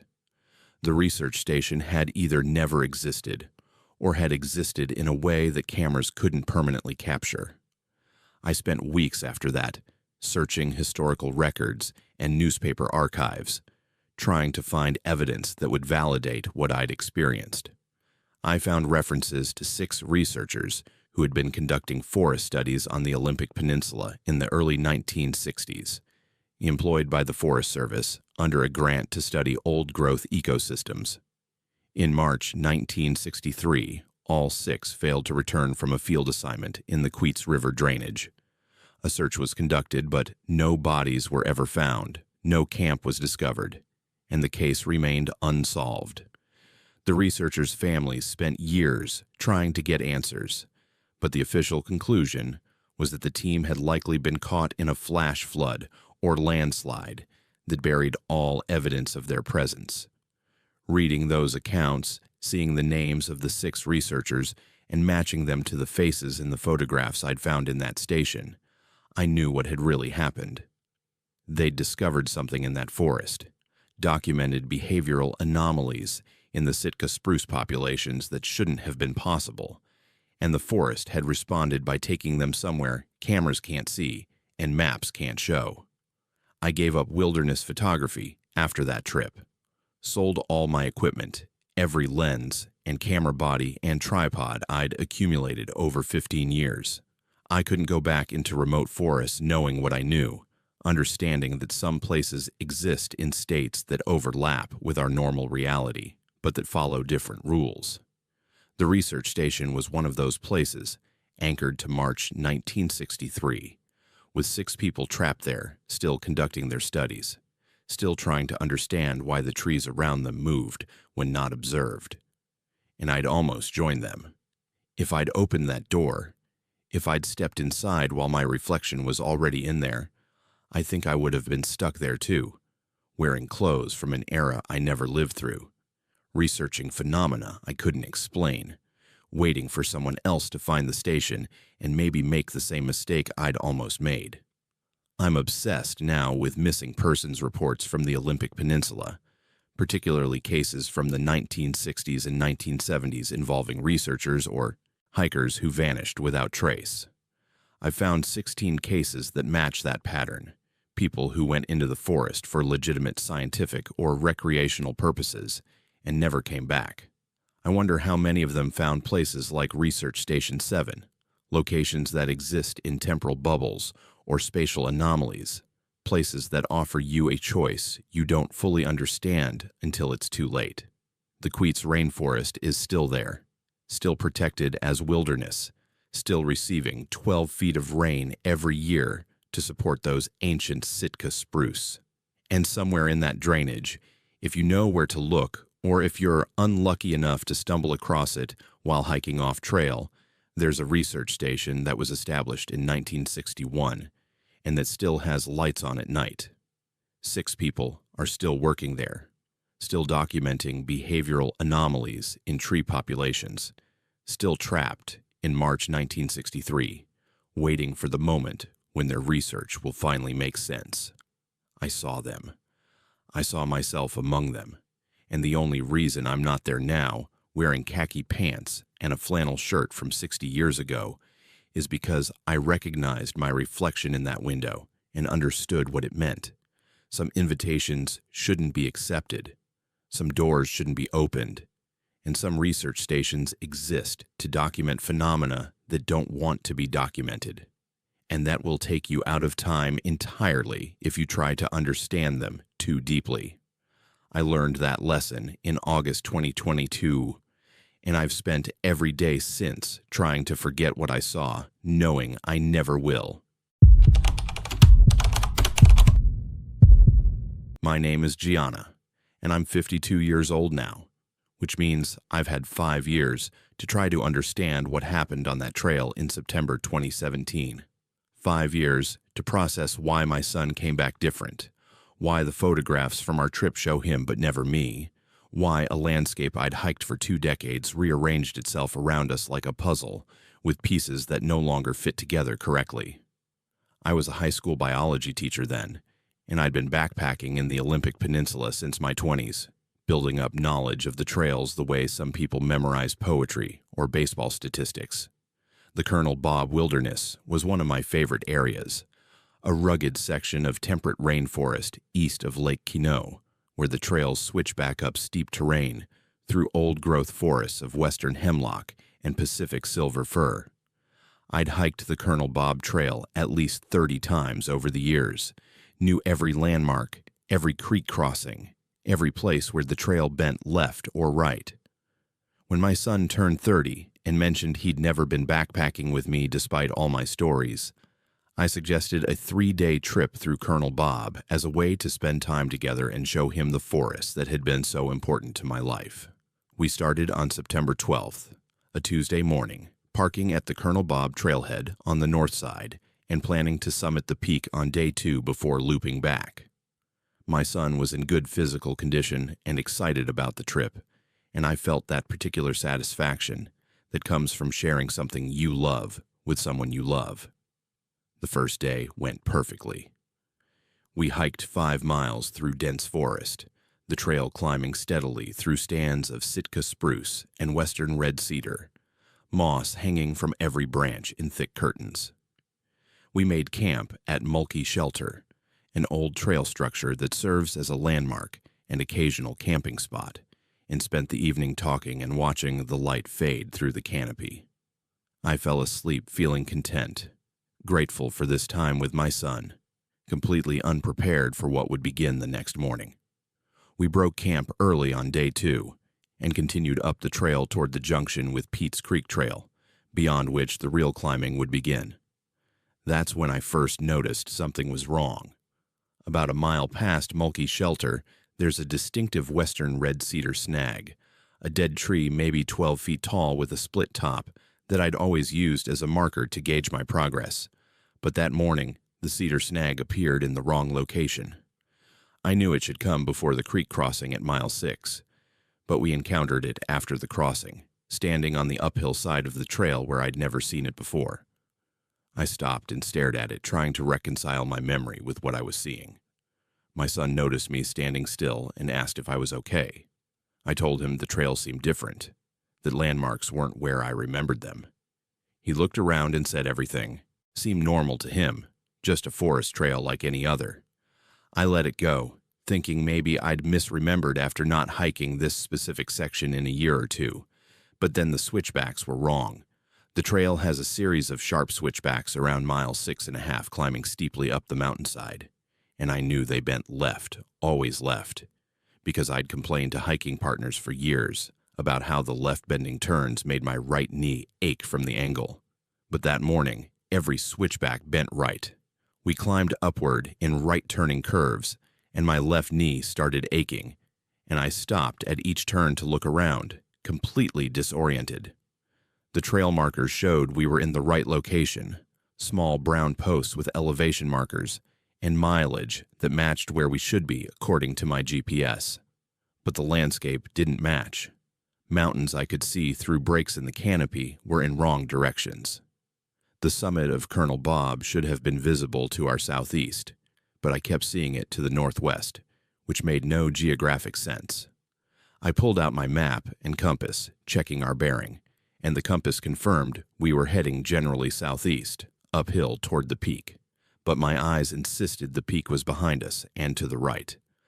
My son thought I was worrying too much, said I was probably just turned around or remembering a different trail. He was cheerful and encouraging, telling me to relax and enjoy the hike, but something in his tone bothered me. He seemed too insistent that everything was normal, too defensive when I questioned what I was seeing. We stopped for lunch around noon, taking a break on a flat section of trail where the forest opened up slightly. As I ate, I noticed my GPS track on my handheld unit. We'd been switchbacking uphill for hours, making those zigzag patterns that switchback trails create on GPS displays. But my track showed a straight line, as if we'd walked directly upslope without any turns at all. I showed it to my son, and he looked at it for a moment, then handed it back and said, GPS devices malfunction in dense forests sometimes, that we shouldn't trust it over our own experience. But that wasn't how GPS worked. Malfunction would produce gaps or jumps in the track, not a perfectly straight line through terrain we'd definitely traversed via switchbacks. I was starting to feel genuine fear now, not just confusion or disorientation, but a deep, instinctive sense that something fundamental was wrong with the space we were moving through. After lunch, we continued hiking, and that's when we found our campsite from the previous night, or what looked exactly like our campsite. We rounded a bend in the trail, and there, about 50 yards ahead in a clearing to the left, was our tent. The same model and color, set up in the same configuration with our backpacks leaning against the same log. Smoke still rose from the fire ring we'd used that morning. I stopped so abruptly my son almost ran into me. I pointed at the camp, and my son looked at it and said, "Yeah, someone else must be using the same gear setup." But that made no sense. We were the only permit holders for this section of trail that week. I checked before we left, and the odds of another hiker having the same tent, same packs, same setup in the exact configuration we'd used were astronomical. I started walking toward the camp, and my son grabbed my arm, told me we should respect other people's campsites and keep moving. His grip was firm, insistent, and his expression when I looked at him was wrong somehow. His proportions seemed slightly off, like his eyes were spaced differently than they had been that morning, or his nose was at a different angle. I pulled away and approached the camp anyway, and as I got closer, I could see our personal items. My son's blue water bottle, the one with the dent on the side, my cooking pot with the burned spot on the bottom, even the book I'd been reading the night before, bookmarked to the same page. But we'd packed all of this. I knew we'd packed it because I'd watched my son roll up his sleeping bag and stuff his clothes into his pack that morning. I turned around to call to him, to demand an explanation, and found him standing motionless on the trail maybe 20 feet away, staring at me with an expression I couldn't read. He said very calmly, "We should keep moving. The summit is still far." And he turned and started walking up the trail without waiting for me. I took one more look at the impossible campsite, then hurried to catch up, my mind racing through explanations that all failed to make sense. We hiked for another 2 hours, and the trail continued to feel wrong in ways I couldn't articulate. The grade of the slope seemed inconsistent. Trees appeared in patterns I didn't recognize. The sound of my footsteps seemed delayed, arriving at my ears a fraction of a second after my feet hit the ground. My son walked ahead of me, maintaining a steady pace, not talking, and I found myself studying his back, the way he moved, trying to identify what felt different about him. Around mid-afternoon, we rounded a sharp bend in the trail, and I saw something that made my heart stop. 2 figures standing motionless on the trail ahead, maybe 30 feet away, facing away from us. They wore the same clothes we were wearing, carried the same packs, had the same build and height. We were looking at ourselves from behind. I grabbed my son's shoulder to stop him, but he pulled away cheerfully and said, "Hey, we made it." Like he was greeting someone he knew, he walked forward toward the figures, and I screamed at him to stop, but he didn't listen or didn't hear. He reached the figure that looked like him from behind, and as I watched in horror, he walked into it. They merged. One moment there were 2 figures, and the next there was just one, and it turned around to face me, and it looked like my son but wrong. His proportions were definitely different now, shoulders wider than they should be, head tilted at an angle that necks shouldn't naturally hold. He smiled at me, and the smile was his, but also wasn't, and he said in a voice that sounded like his butt, with an echo underneath it, "Come on, catch up, we need to keep moving." The other figure, the one that looked like me, remained standing with its back to us, motionless. I realized with absolute clarity that if I moved forward, if I got close to my own double, I would merge with it the same way my son had, and whatever emerged from that merger wouldn't be me, or wouldn't be only me. It would be something else wearing my face, existing in a landscape where trails didn't follow geographic logic, and landmarks moved, and GPS tracks showed impossible straight lines. I didn't catch up. I turned and ran off trail, crashing downhill through undergrowth and fallen logs, not caring about proper hiking safety, or leave no trace principles, or anything except getting away from that trail and the thing that now wore my son's face. I ran until I couldn't breathe, until my legs were shaking and my lungs burned, And then I kept running, because stopping meant giving the trail time to rearrange around me again. I don't know how long I ran. It felt like hours. Eventually, I broke through onto a Forest Service road, a gravel track I didn't recognize, but that was blessedly normal, with tire tracks and drainage ditches and a signpost showing mileage to Highway 101. I followed the road downhill until I found a fisherman at a creek crossing who gave me a ride to his truck and then drove me to the ranger station at Kino. I tried to explain what had happened, that my son was still up on the trail somewhere, that something was wrong with the landscape, but I was incoherent and panicked and probably sounded delusional. Rangers organized a search party and hiked up the Colonel Bob Trail, and they found my son hiking down on his own around sunset, confused about why everyone was looking for him. He said I'd told him I was going to scout ahead for a campsite and never came back, that he'd waited for an hour before deciding to hike out and report me missing. He had no memory of the duplicate campsite, no memory of seeing our doubles on the trail, no memory of merging with his own back.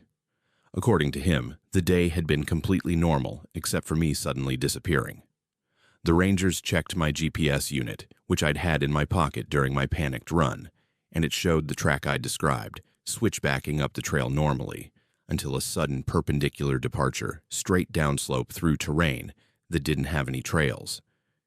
They asked if I'd experienced disorientation or panic attacks before, if I'd been staying hydrated, if I had any medical conditions that might explain a sudden episode.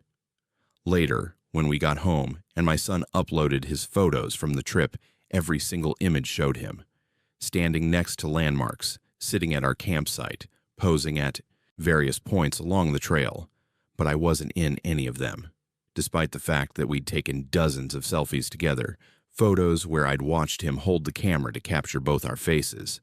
The final images showed only him. I was erased from every frame, as if I'd never been there at all.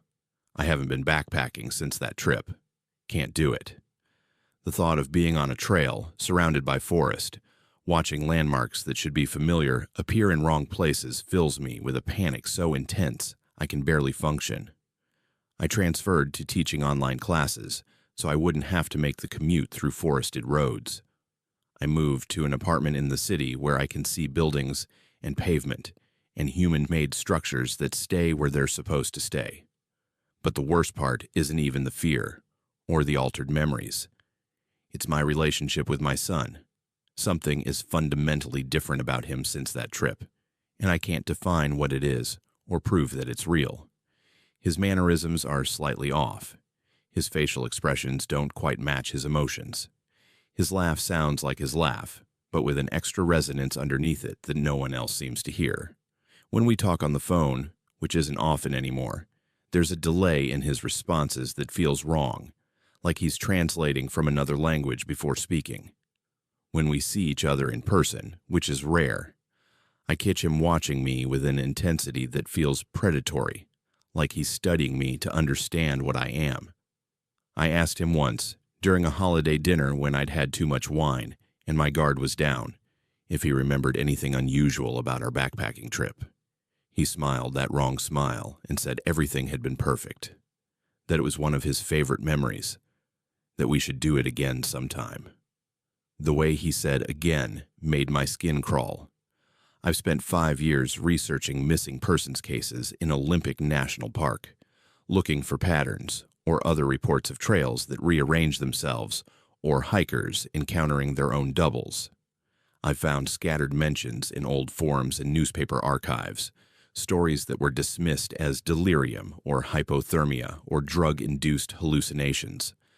A hiker in 1993 who reported seeing himself walking ahead on a trail and followed himself for hours before realizing he'd been walking in circles. A couple in 2001 who claimed they saw duplicates of their entire hiking party and that half the group merged with their doubles before the others ran. Cases like mine where people came back from the wilderness changed in ways their loved ones couldn't articulate but could feel. Something exists in those forests, in certain trails under certain conditions, that creates spaces where reality overlaps with itself imperfectly. where you can encounter yourself already ahead on the path you're walking. And if you merge with that other self, what comes back isn't quite you anymore. My son merged with his double on that trail in Colonel Bob Wilderness in September 2017, and what emerged wasn't my son, or wasn't only my son. It was something else that wore his face and carried his memories, but existed according to rules that don't match our normal reality. And I didn't merge with my double. I ran instead, which means somewhere on that trail, there's still a version of me standing motionless, facing away, waiting for the real me to complete the merger. Sometimes late at night, I can feel it. That pull to return, to go back to Colonel Bob Wilderness and find that trail and finish what was started. The sensation of being incomplete, of having left part of myself standing on a path that exists in a geography that doesn't follow normal maps. I resist it because I know what would happen if I returned. I'd find my double standing where I left it. I'd merge with it the way my son did. And what came back to the city would look like me and sound like me, but wouldn't be me. Not entirely. The Colonel Bob Wilderness is still there, still accessible via the same trailheads and Forest Service roads I used 5 years ago. The trails still climb through old-growth forest toward the summit at 4,492 feet, still switchback up steep terrain with views of Lake Quinault below. And somewhere along those trails, under conditions I don't understand, but that I know are real, hikers encounter themselves already ahead on the path, standing motionless, waiting. Some people merge with their doubles and return changed in ways their loved ones can sense, but not prove. Some people run, like I did, and spend the rest of their lives feeling incomplete, pulled toward a version of themselves that still stands in that forest, waiting to be rejoined. I don't know which option is worse. Coming back as something other than yourself, or staying yourself but incomplete, always aware that part of you exists in a landscape where trails don't obey geography, and GPS tracks show straight lines through switchbacking terrain. What I do know is that my son didn't come back with me from that trip. Something that looks like him and remembers being him came back. Something that exists partially in that other space where the trails loop back on themselves and you can meet yourself walking ahead. And I can see it in his eyes when we talk, that knowledge that he's become something I can't understand, something that watches me with the patience of someone who knows I'll eventually return to complete what I started. I won't go back. I can't. But some nights I wake up with the absolute certainty that I'm standing on that trail again, facing my own back, watching myself stand motionless ahead on a path that doesn't lead where maps say it should lead. And I know that eventually, whether in this world or in dreams, or in whatever space exists between them, I'll have to decide whether to merge or run again. The trail is still there. My double is still there. And sooner or later, everyone who's left part of themselves in those forests has to choose what comes back. My name is Zane, and I'm 29 years old, which means I'm young enough that people assume I should have a long career ahead of me, but old enough to know when something is so wrong that you need to walk away permanently. I used to work as a fisheries technician for the Washington Department of Fish and Wildlife, conducting spawning surveys on rivers and streams throughout the Olympic Peninsula. It was good work, meaningful work, the kind of job where you could see direct results from the data you collected and know you were contributing to conservation efforts that mattered. In November 2019, I was assigned to survey tributary streams of the Hoh River during the fall Chinook salmon run, documenting spawning activity in remote reaches that required hiking several miles off established trails. I'd done similar surveys dozens of times before, working alone because solo work was more efficient, and I preferred the solitude of being deep in the forest with just the sound of running water and the sight of salmon fighting their way upstream to complete their life cycle. What I found that day wasn't salmon completing their cycle in any natural way. What I found was fish swimming through air, voices coming from mouths that should only gasp for oxygen, and water that existed in places water shouldn't exist while being absent from places it absolutely had to be. The Hoh River drainage is one of the most productive salmon systems in the Pacific Northwest, with all 5 species of Pacific salmon returning to spawn in its tributaries. The main river is glacially fed, milky blue from ground rock flour, but the tributaries run clear, spring-fed streams that provide perfect habitat for spawning. I was assigned to survey Slate Creek, a tributary that joins the Hoh about 48 miles upstream from the ocean, accessible only by hiking the Hoh River Trail for 12 miles, and then bushwhacking north through dense rainforest for another 2 miles. I started early before dawn, hiking with my headlamp through the moss-draped corridor of ancient Sitka spruce and western hemlock that lines the trail. By mid-morning, I'd reached my departure point and headed into the backcountry, navigating by compass and GPS, following the sound of running water that should have led me to Slate Creek. I found the creek bed easily enough, a rocky channel maybe 15 feet wide, cutting through the forest in the way these tributary streams do, with gravel bars and small pools perfect for salmon to dig their redds and deposit eggs. But there was no water. The channel was completely dry, rocks bleached white from sun exposure, no moisture anywhere. I stopped and checked my GPS coordinates, confirming I was at the right location, then looked upstream and downstream, trying to understand what I was seeing. A stream doesn't just disappear. Water flows downhill following gravity and topography, and a spring-fed tributary like Slate Creek should have consistent flow year-round, especially in November when rainfall is heavy and groundwater tables are high. But the creek bed in front of me showed no water at all, just dry rocks, and the scattered remains of leaves and twigs that would have been washed away if water had flowed here recently.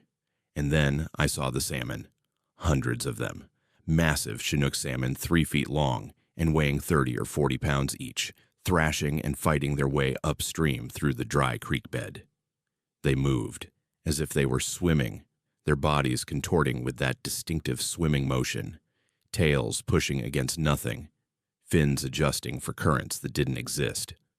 But they were suspended in air, moving upstream through empty space above dry rocks, completely ignoring the fact that there was no water to support them. I stood frozen, watching this impossible sight, trying to force my brain to make sense of what my eyes were showing me. The salmon were behaving exactly as spawning Chinook should behave, fighting upstream with single-minded determination, their bodies showing the color changes and hooked jaws that indicate they're ready to spawn. But they were swimming through air. I approached slowly, moving to the edge of the dry creek bed, and reached out toward one of the salmon. My hand passed through what should have been empty air, and I felt cold wetness, the unmistakable sensation of water flowing over my skin. I pulled my hand back and looked at it. It was wet, dripping with what looked and felt exactly like water. But when I looked at the space where I just reached, I saw nothing. Empty air above dry rocks. I reached out again, moving my hand slowly through the space where the salmon were swimming, and felt water flowing past my fingers. Cold spring water with the slight pressure of current, but completely invisible to my eyes. The salmon weren't swimming through air. They were swimming through water I couldn't see. Water that existed in a way that defied every law of physics and perception I understood. I pulled out my field notebook with shaking hands and tried to document what I was experiencing. But how do you write a scientific observation about invisible water that you can feel but not see, about fish swimming upstream through nothing? I decided to follow the creek upstream, trying to find where this phantom water originated, thinking maybe there was a logical explanation related to groundwater emergence or some optical phenomenon I didn't understand. I walked along the dry creek bed for maybe half a mile, and the whole way the invisible water continued, filled with spawning salmon that moved upstream with determined purpose. The creek began to climb more steeply, switchbacking up the mountainside the way these tributaries do as they approach their headwater sources. And then I saw something that made my stomach drop. The creek was flowing uphill, not gradually ascending following the terrain, but actually flowing up vertical rock faces, the invisible water, climbing straight up stone surfaces that water couldn't possibly climb. The salmon followed, swimming vertically up rock faces, their bodies perpendicular to the ground, fighting against gravity that should have made their journey impossible. I watched a massive Chinook swim up a 15-foot vertical cliff, its tail thrashing against invisible water, making steady progress upward until it reached the top and continued upstream. The phantom creek led to a rock face, a solid wall of stone maybe 20 feet high, and the water flowed directly into it, disappearing into solid rock. The salmon followed, swimming into the stone as if it were permeable, their bodies vanishing as they entered the rock wall. I stood there trying to process what I'd witnessed, and that's when I heard the orcas. Unmistakable vocalizations, the clicks and whistles and calls of killer whales coming from the forest around me. I spun around, looking for the source of the sound, but I was miles from any ocean, miles from any body of water large enough to support orcas. The calls grew louder, echoing through the trees, and I realized they were coming from multiple directions surrounding me. Orcas are salmon predators, apex hunters that follow salmon runs up into river estuaries, but they can't survive in fresh water, and they certainly can't exist in forests 48 miles from the ocean. Yet I could hear them clearly, their vocalizations overlapping in the complex communication patterns that orcas use to coordinate hunting. The sound was so real, so present, that I found myself looking up into the canopy, half expecting to see black and white bodies swimming through the trees. And then the dead salmon appeared. They materialized on the ground around me, dozens of them at first, then hundreds, desiccated salmon corpses that looked like they'd been dead for weeks, their flesh dried and shrunken, eyes collapsed, bodies rigid. But they were fresh. I could smell the distinctive odor of recently dead fish, see the color still present in their scales. These salmon had died recently, but had dried out completely, as if all moisture had been pulled from their bodies instantly. They weren't scattered randomly. They were arranged deliberately, positioned to form letters, spelling words on the forest floor around where I stood. I walked slowly around the perimeter, reading the message they formed. Wrong river. 2 words spelled out in dead, desiccated salmon bodies, each fish placed precisely to create legible text. I backed away, my rational mind screaming that this couldn't be real, that I was experiencing some kind of hallucination or mental break, but my eyes and my nose and the cold wetness still drying on my hand from the invisible water all insisted this was happening. I pulled out my sample collection kit thinking I should at least gather physical evidence, something I could analyze later to prove I wasn't losing my mind. I picked up one of the dried salmon and placed it in a sample bag, then collected water samples from the invisible stream, watching my collection bottle fill with water I couldn't see flowing into it. And that's when the salmon in the phantom stream turned to look at me. All of them, hundreds of spawning Chinook, stopped swimming upstream simultaneously and rotated in their invisible water to face my direction. Their eyes focused on me with an intelligence that fish shouldn't possess, tracking my movements as I stood frozen at the edge of the dry creek bed. One by one, they opened their mouths, not gasping for oxygen the way dying fish do, but opening their jaws deliberately, and from each open mouth came a human voice. My name. Zane. Spoken clearly in hundreds of overlapping voices, all saying my name in perfect unison, male voices and female voices and children's voices, all coming from the mouths of salmon that should not be able to speak. Zane, Zane, Zane. Over and over, my name repeated by hundreds of fish voices, filling the forest with sound that shouldn't exist, and I felt something break inside my mind, some fundamental assumption about reality that couldn't survive contact with fish that spoke human language. I tried to run, but my legs wouldn't work properly. The voices continued, growing louder, my name echoing through the trees, and I felt water rising around me even though I could see no water.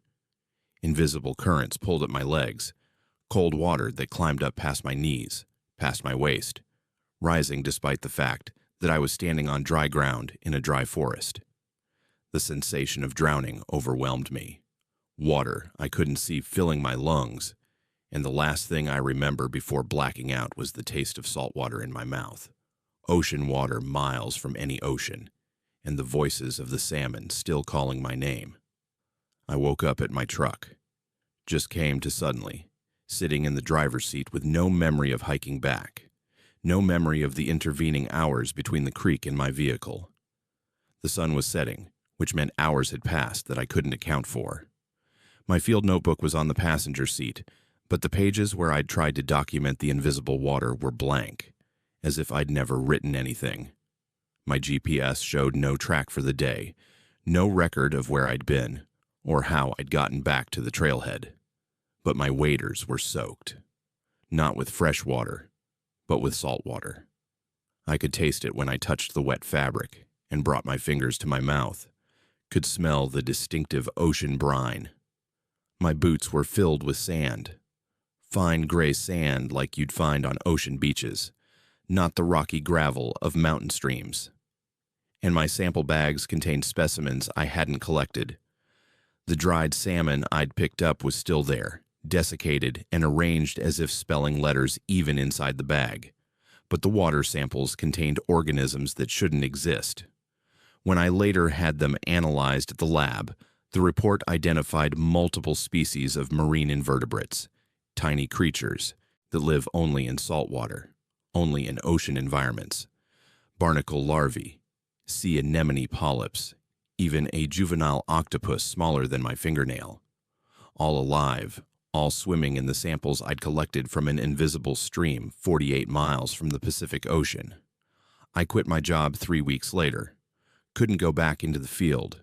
Couldn't conduct surveys, knowing that rivers and streams might not be what they appeared, that water could exist in states I couldn't perceive, that salmon could swim through air and speak with human voices. I took a job in town working at a hardware store, indoor work where the only water is in pipes and faucets and behaves according to predictable rules. But the nightmares started almost immediately and haven't stopped. Several times a week I dream that I'm drowning, but when I look around, I'm standing in open air, in a forest or a parking lot or my own bedroom, and there's no water anywhere. But I can feel it filling my lungs, salt water that tastes like the ocean, and I wake up gasping and coughing, my throat burning as if I've actually been drowning. The worst part is I can't eat fish anymore. Any fish, from any source. The few times I've tried, the moment I put it in my mouth, I hear voices, faint whispers that sound like they're coming from the flesh itself, saying my name over and over. Zane, Zane, Zane. The same way the salmon spoke my name in that dry creek bed. My friends think I've developed some kind of food phobia or sensory issue. My family thinks I had a breakdown and need therapy. Maybe they're all right, but I know what I experienced in that tributary of the Hoh River, and I know the samples I collected were real because the lab analyzed them and found saltwater species that shouldn't exist in mountain streams. Something is wrong with the water in certain places in those forests. Some fundamental breakdown in the separation between fresh water and salt water, between visible and invisible, between the living and the dead. The salmon I watched swim upstream through invisible water were going somewhere that wasn't the headwaters of Slate Creek. They were going to the wrong river, swimming through water that flowed through dimensions or states that don't match our normal geography. And when they turned to face me, when they opened their mouths and spoke my name with human voices, they were trying to tell me something, or maybe warn me about something.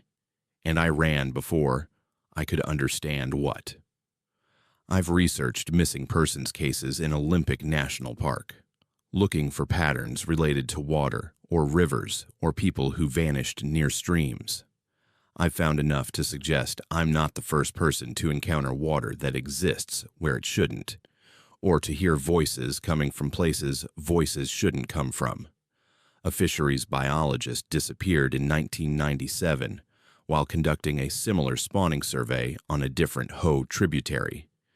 His truck was found at the trailhead.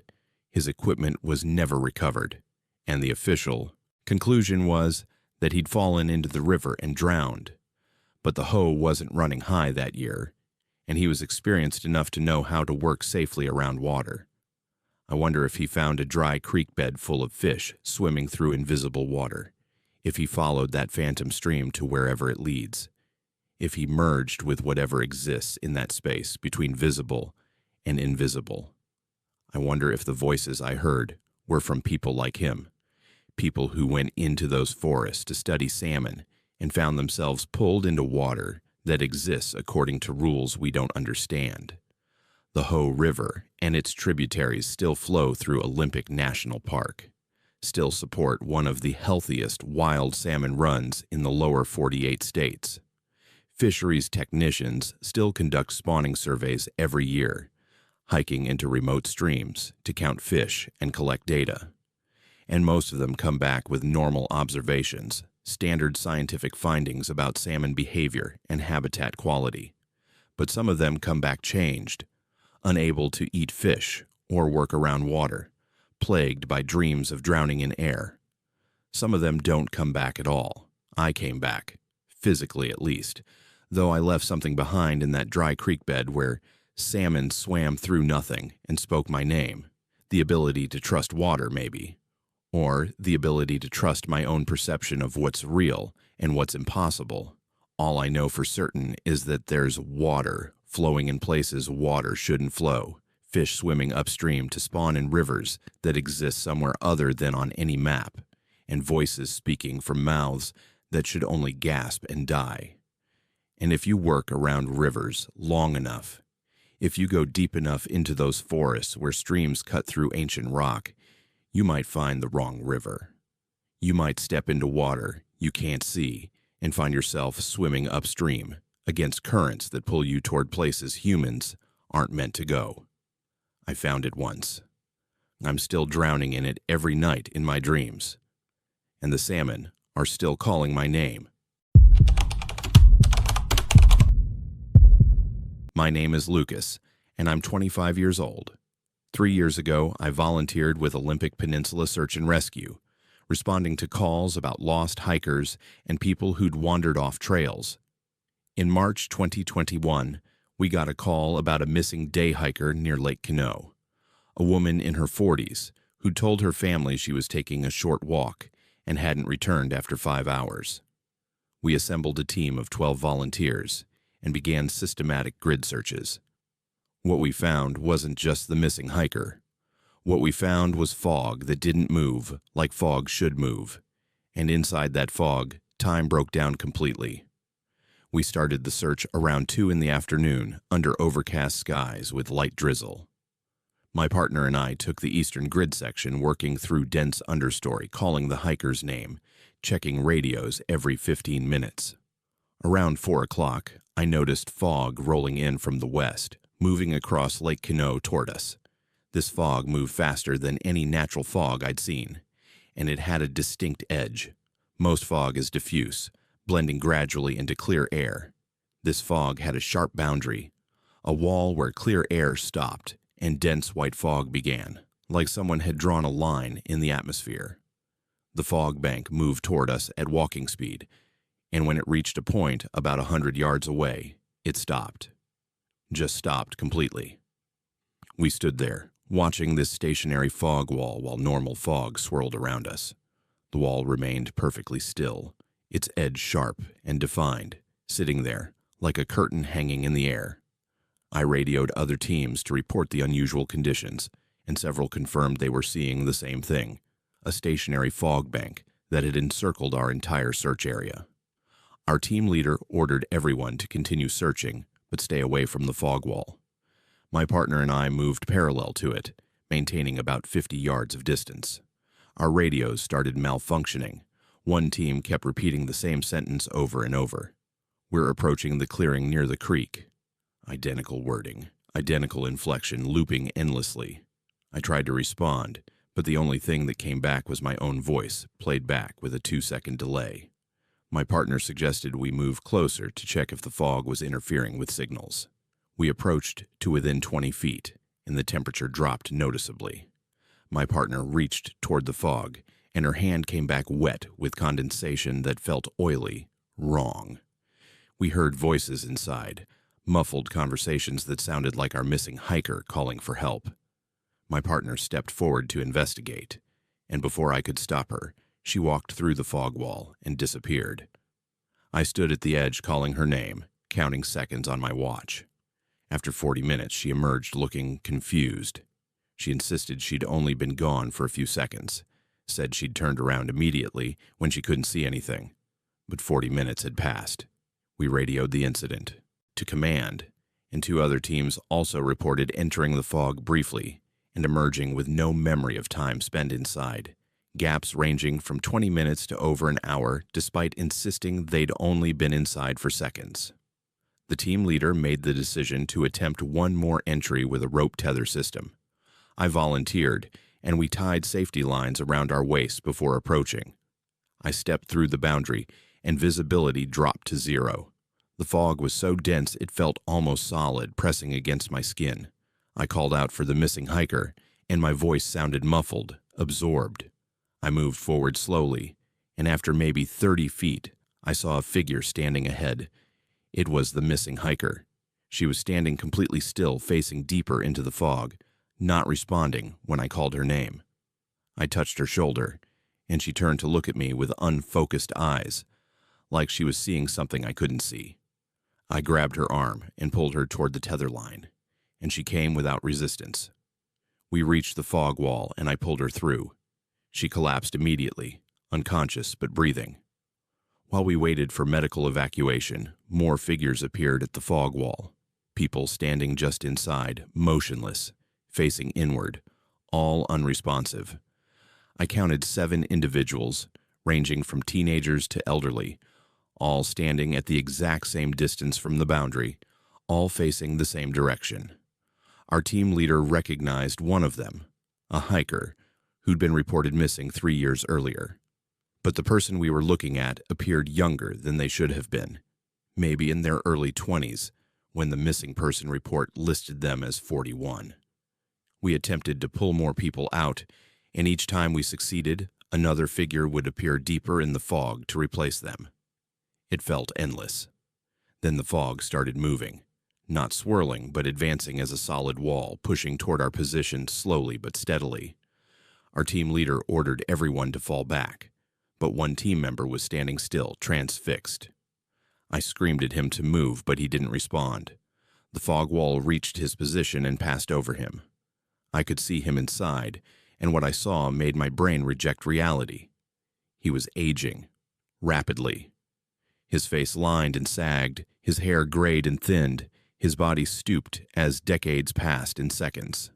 Then the process reversed. His hair darkened, his skin smoothed, he stood straighter, regressing through adulthood to adolescence to childhood. Then the aging started again, forward and backward, cycling through an entire lifetime every 30 seconds. The fog passed over him and continued moving. When it cleared, he collapsed. We pulled him to safety and checked vitals. He was alive but unresponsive, and his appearance was wrong. His beard had grown long, then disappeared, then grown back to a different length. Patches of his hair were gray while others were dark brown. His skin showed wrinkles around his eyes but was smooth on his cheeks. He looked like multiple ages existing simultaneously. We evacuated everyone, and I stayed behind with 2 others to observe the fog as it continued advancing. Everywhere it passed, vegetation showed simultaneous stages of growth, ferns unfurling while others browned and died on the same plant. The fog dissipated suddenly at sunrise, disappearing in less than 5 minutes. The people we'd rescued were transported to hospitals, and their conditions confounded medical staff. The missing hiker had no memory of the previous 6 hours. Her family reported she looked different, older somehow. Some others showed clear signs of aging beyond their chronological age, graying hair and wrinkles appearing overnight. Others showed regression, teeth that had been capped returning to natural state, scars fading, one person's appendectomy scar completely gone despite medical records. The team member caught in the fog remained unconscious for 3 days. When he woke, he insisted only seconds had passed. His body showed contradictory ages, beard growth that should have taken weeks, but skin cell analysis suggested recent regeneration. The official report classified it as mass disorientation from hypothermia. No mention of temporal anomalies, no explanation for the aging effects, no follow-up investigation. I quit SAR work 2 weeks later, after 3 more team members requested psychological leave. I couldn't continue knowing we might encounter that fog again. I started tracking weather obsessively, monitoring fog forecasts, studying patterns, trying to predict when that kind of fog might appear. I've avoided all fog since, changing driving routes, staying indoors when marine layers roll in. I've researched historical records and found 7 similar incidents in Olympic Peninsula reports from the 70s to present, all describing stationary fog banks with sharp boundaries, all associated with missing persons, all dismissed as weather-related confusion. A logging crew in 73 reported fog that trapped them for hours, members showing age discrepancies afterward. A hiking group in 89 encountered similar fog and found missing hikers from previous decades standing inside it, unchanged despite years passing. A Forest Service ranger in 2004 documented fog with a distinct boundary line and noted temporal anomalies before the report was classified. The pattern is consistent. Fog that doesn't behave normally appears in Olympic Peninsula forests, creates zones where time flows inconsistently, and traps people in states where they age and regress simultaneously. The people standing inside that fog weren't fully present in our time anymore. They existed in multiple ages at once, cycling through lifetimes, trapped in a state where past and future collapsed. And if we hadn't pulled them out, I think they would have cycled forever. The missing hiker recovered physically, but never mentally. Her family reports she sometimes speaks as if she's lived decades she hasn't lived, referencing events from futures that haven't happened. The team member caught in the advancing fog developed a condition where his body continues showing inconsistent aging, hair and nails growing at unpredictable rates. Doctors can't explain it. I live in the city now, away from forests and lakes where fog might appear. I track weather constantly, watching for any indication of the conditions that preceded that fog wall. Sometimes in nightmares, I'm standing inside that fog, watching myself age decades in seconds, feeling bones weaken and skin loosen and hair gray, then feeling it reverse, youth returning, time flowing backward. In the dreams, I see all the people still inside fog walls that appear and dissipate across the Olympic Peninsula, standing motionless, aging and regressing forever in places where time stopped flowing in one direction. The Kino rainforest still receives its 140 inches of rain per year. Fog still forms over Lake Kino. SAR teams still respond to missing persons. And sometimes, under conditions I can't predict, fog appears that doesn't move like fog should move. And inside that fog, time breaks down. I saw it once. That was enough. Some things you witness change how you understand reality. I walked away. But the fog is still there, still appearing, still trapping people in temporal loops. Until someone figures out what it is and how to stop it, I'll stay in the city, track the weather, avoid the fog, and hope that whatever lives in that stationary wall never advances into places where millions could be caught in its temporal distortions.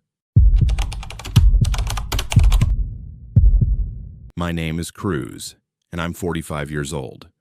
I've spent half my life studying fungi in Pacific Northwest rainforests. I'm a mycologist by training and a nature guide by choice. leading small private tours through Olympic National Park focusing on fungal diversity. For 15 years, I'd been guiding groups through the Rainforest, showing them mushrooms and bioluminescent fungi that glow faintly at night. In April 2023, I led a group of 6 people into an off-trail section of old-growth forest, and we found a nurse log with a hollow interior that extended far beyond what physics should allow. Nurse logs are common here, fallen trees that become nurseries for new growth. My tour group that day was particularly interested in fungal biology. All 6 amateur mycologists or photographers who'd paid premium rates for an expert-led expedition. We hiked about 2 miles off the main trail, following game paths and compass bearings. That's where we found the log, a fallen western hemlock 200 feet long and maybe 8 feet in diameter, absolutely massive. It had a hollow interior, visible from where the log had split lengthwise, creating an opening large enough to walk through. I approached first, pulling out my headlamp to peer inside. The interior was lined with fungal growth I'd never seen before. The mycelium covered the walls in thick mats, and embedded in it were fruiting bodies that glowed with bioluminescence, a soft greenish-blue light that pulsed gently like breathing.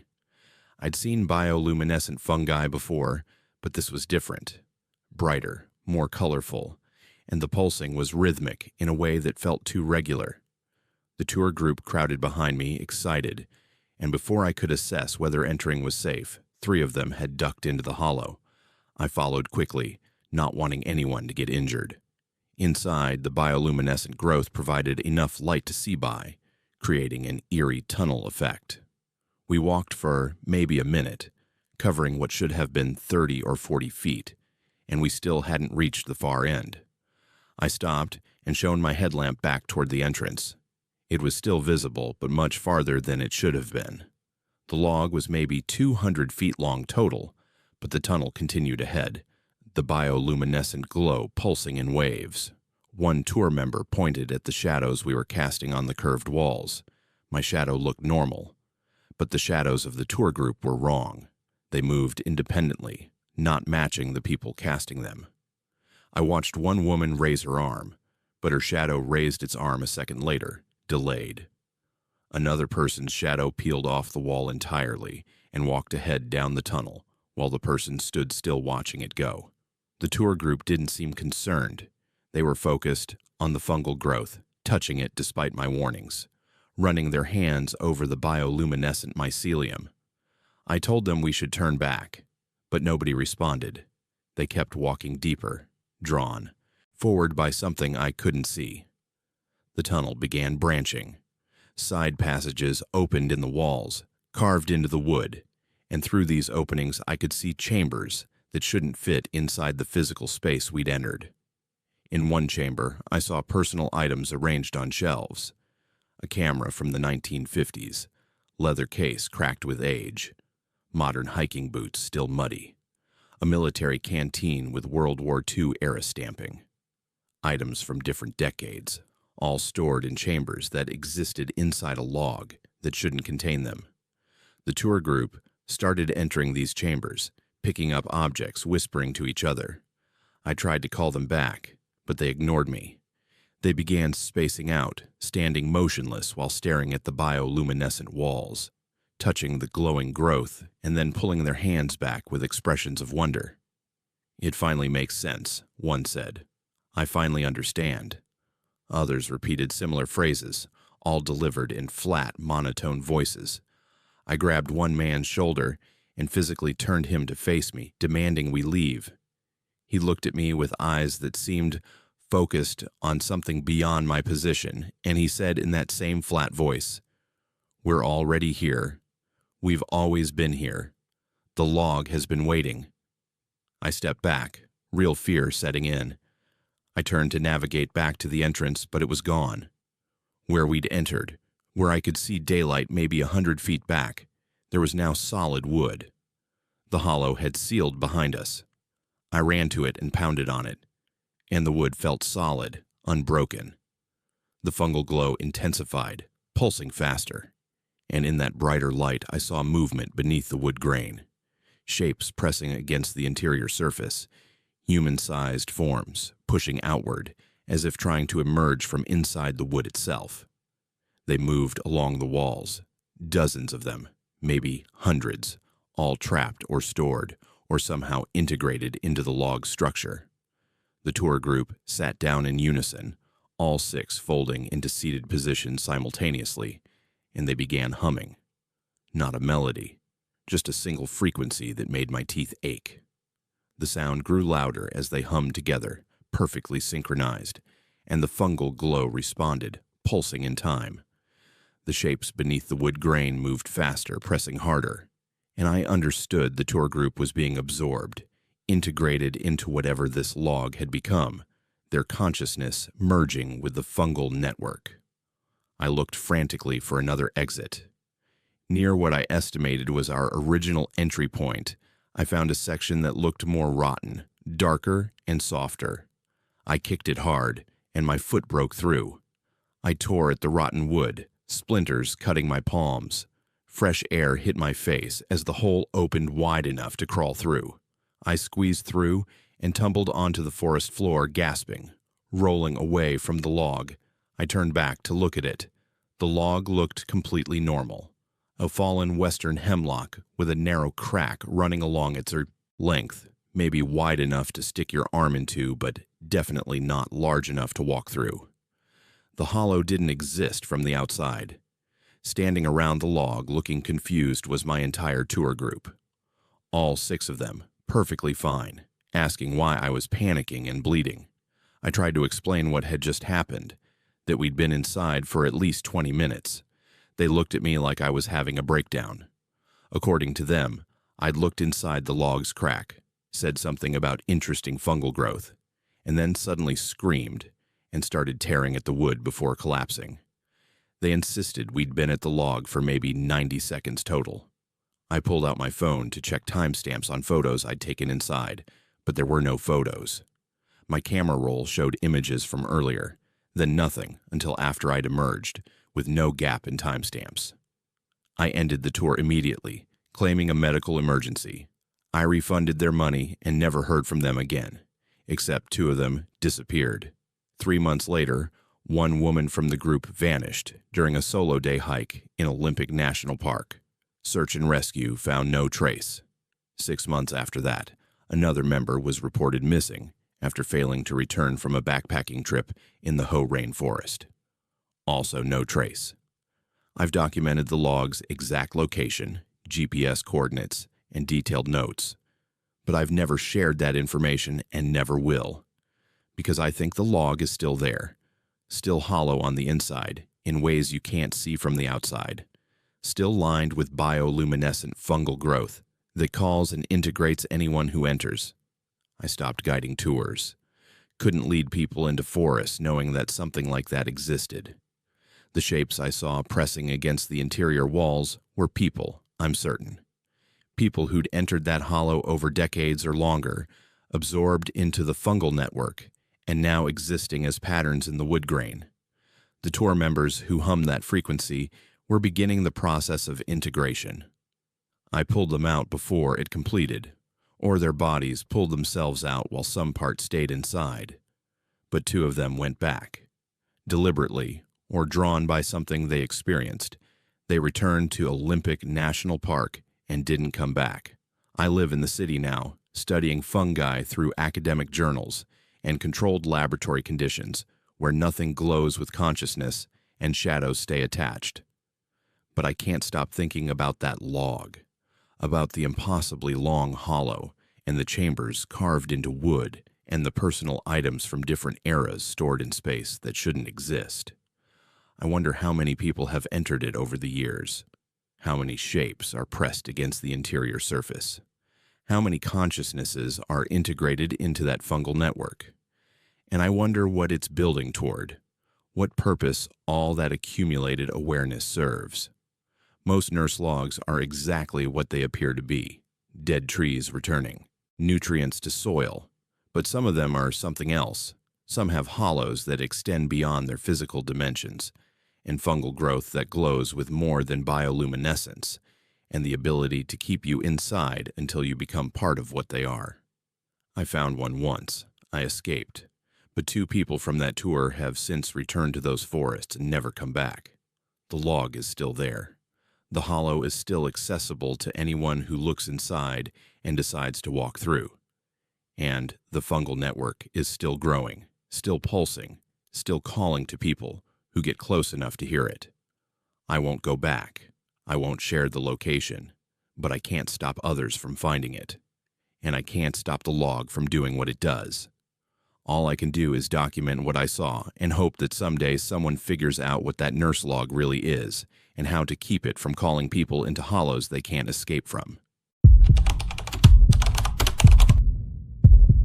My name is Serenity, and I'm 33 years old. I work as an outdoor recreation coordinator, leading wilderness camps and teaching young people about leave-no-trace principles and outdoor skills. In July 2020, I took 8 teenagers on a week-long backpacking expedition through Enchanted Valley in the upper Kino River drainage, and we found a campsite that shouldn't have existed, occupied by people who weren't there but who somehow knew exactly who we were and why we'd come. By the 5th night, those invisible campers had convinced my entire group that they belonged with them, not with me. And I had to physically drag teenagers away from conversations they were having with empty air.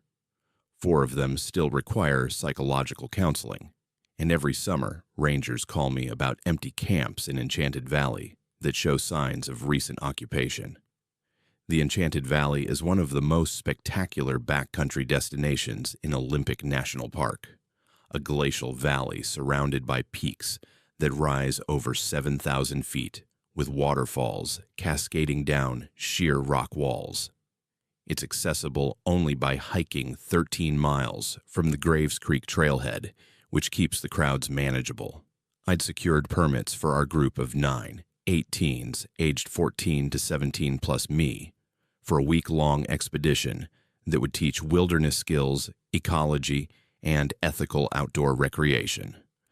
We started hiking on July 15th, carrying heavy packs loaded with food and gear for 7 days. The teens were enthusiastic, mostly experienced hikers who'd applied specifically for this advanced program. The first 2 days went perfectly.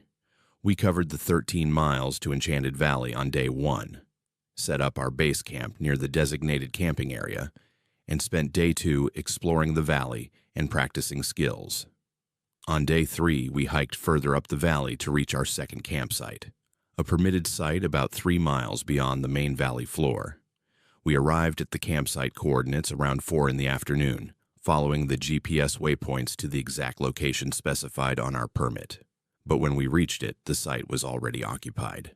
5 tents arranged in a neat semicircle, camp chairs set up around a fire ring, food bags hanging from a bear cable, everything indicating recent occupation. But there were no people. I called out greetings, announcing our arrival, but got no response. The teens dropped their packs and looked around, confused. One pointed out that the tents were expensive models, high-end backpacking gear that serious outdoors people would never leave unattended. I approached the nearest tent and called out again. Still nothing. I checked the permit board, a small weatherproof box attached to a tree where campers are supposed to post their permits. There was a permit posted, and when I read it, my stomach dropped. The dates matched our dates exactly. The group size was listed as 9 people, same as us, and the permit holder name was mine. My name, spelled correctly, with my contact information listed below it. I showed it to the teens, trying to keep my voice calm while explaining this had to be some kind of administrative error, maybe someone with the same name. But even as I said it, I knew it was wrong. The permit listed my cell phone number, my email address, my home address.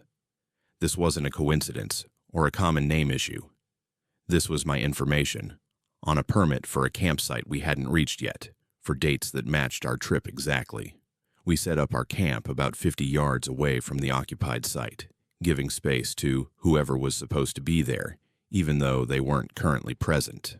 As we cooked dinner, I kept watching the empty camp, expecting people to return at any moment. But dusk fell, then darkness, and the 5 tents remained empty and silent. The teens were unsettled, but excited in the way young people get when something unusual happens. They made jokes about ghost campers and parallel universes, not taking it seriously yet. That night, I woke to sounds coming from the empty camp.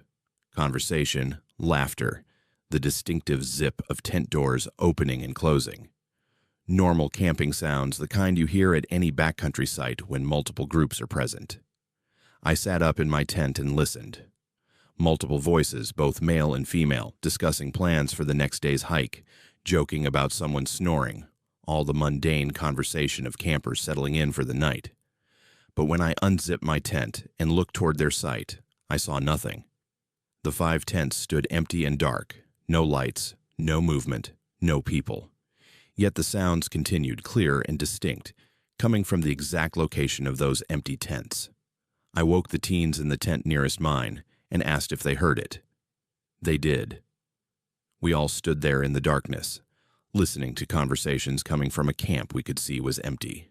The sounds continued for about an hour, then gradually faded. The next morning, I hiked over to the empty camp to check if anyone had returned overnight. The tents were still empty, but now I noticed details I'd missed the previous day. The camp chairs were arranged in a semicircle facing inward, as if people had been sitting in a circle having a conversation. The fire ring showed fresh ash, still warm to the touch.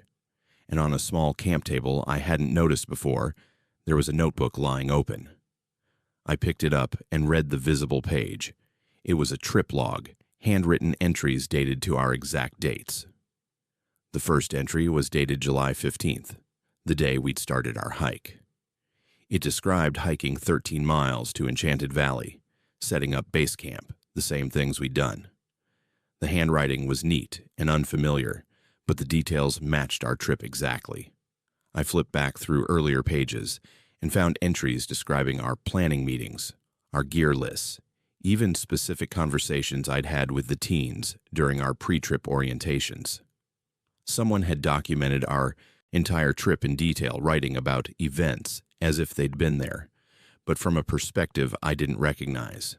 I showed the notebook to the teens, and that's when things escalated. One of them, a 16-year-old boy who'd been particularly enthusiastic about the trip, said he recognized the handwriting. He said he'd walked over to the camp the previous night while I was sleeping and talked to the people there. He described them in detail, 5 adults in their 30s and 40s, friendly and knowledgeable about the area, who'd invited him to sit by their fire and share stories. But nobody else had seen him leave his tent. His tent mate insisted he'd been there all night. And I definitely hadn't seen anyone at the camp when I'd looked toward it in response to the sounds I'd heard. The boy became defensive, insisting he'd absolutely visited the camp, talked to specific people he could describe, spent maybe half an hour with them before returning to his tent. But he couldn't explain why nobody had noticed him leaving, or why I hadn't seen anyone when I'd looked at the camp during the same time period he claimed to have been there. Over the next 2 days, it happened again with different teens. Each night, I'd wake to sounds from the empty camp, and the next morning, another teen would report having visited the camp and talked to the people there. Each time, they'd describe the campers in detail, recount conversations they'd had, insist they'd definitely been there for 30 minutes or an hour. But each time, nobody else had seen them leave, and I'd found the camp empty every time I checked. The teens who claimed to have visited would return disoriented, missing time they couldn't account for, and with fragmented memories that didn't quite make sense. One girl said she'd talked to a woman who looked exactly like her, same face and build, who told her she was meant to be there. Another boy said he'd met a version of himself who was older and who'd warned him that this trip would change everything. They all described meeting people who somehow knew personal details about their lives, things strangers couldn't know. On the 5th night, I woke to find my entire group gone. All 8 tents empty, sleeping bags still laid out, packs still inside, but no teenagers anywhere. I grabbed my headlamp and ran toward the empty camp, and that's where I found them. All 8 teens sitting in the camp chairs, arranged in that inward-facing semicircle, staring at empty space in the center of the circle, talking to nothing I could see. They were having conversations, responding to questions I couldn't hear, laughing at jokes that weren't spoken, completely engaged with something invisible. I ran into the circle and started calling their names, grabbing shoulders, physically turning them to face me. They looked at me with unfocused eyes, as if they were seeing through me rather than at me. And when I demanded they return to our camp immediately, they spoke in unison. Perfect synchronization, 8 voices saying the exact same words at the exact same time. "We're already here. Why did you come back?" The way they said, "come back," made it clear they didn't mean return to the campsite. They meant something else, some other kind of a return I didn't understand. I started pulling them out of the chairs one by one, physically dragging them toward our camp. They resisted, pushing back against me, confused and fighting, asking why I was making them leave when they'd finally arrived. It took almost an hour to get all 8 of them back to our tents, and even then they kept trying to wander back toward the empty camp. I stayed awake the rest of the night, sitting outside my tent watching the teenagers, making sure none of them left again. At dawn, I told them we were hiking out immediately, cutting the trip short. They protested, said they wanted to stay, said they needed to go back to the other camp and talk to the people there. I refused to discuss it, ordered them to pack their gear, and started hiking out as soon as everyone was ready. When I looked back at the site where the mysterious camp had been, it was gone. The 5 tents, the camp chairs, the hanging food bags, the fire ring, everything had vanished. Just forest floor with no sign that anyone had ever camped there. The teens saw it too, the empty space where an occupied campsite had been, and their confusion turned to panic. Several of them started crying, insisting they'd been talking to real people, that the camp had been real, that they didn't understand what had happened. We hiked out in stunned silence, covering 13 miles in record time because everyone just wanted to reach the trailhead and get back to civilization. When we reached cell phone coverage, I called the ranger station and reported what had happened, trying to explain that we'd found an occupied campsite that shouldn't have been there, and that my group had experienced some kind of shared hallucination or disorientation. The rangers were professional and concerned, offering to send someone to investigate the site, but I could tell they thought we'd encountered a legitimate camp and misinterpreted normal interactions due to stress or dehydration. The teens' parents picked them up at the trailhead, and I debriefed with each family, recommending they follow up with doctors to rule out any medical causes for the disorientation. Over the following weeks, the teenagers' memories of the trip began to fragment differently.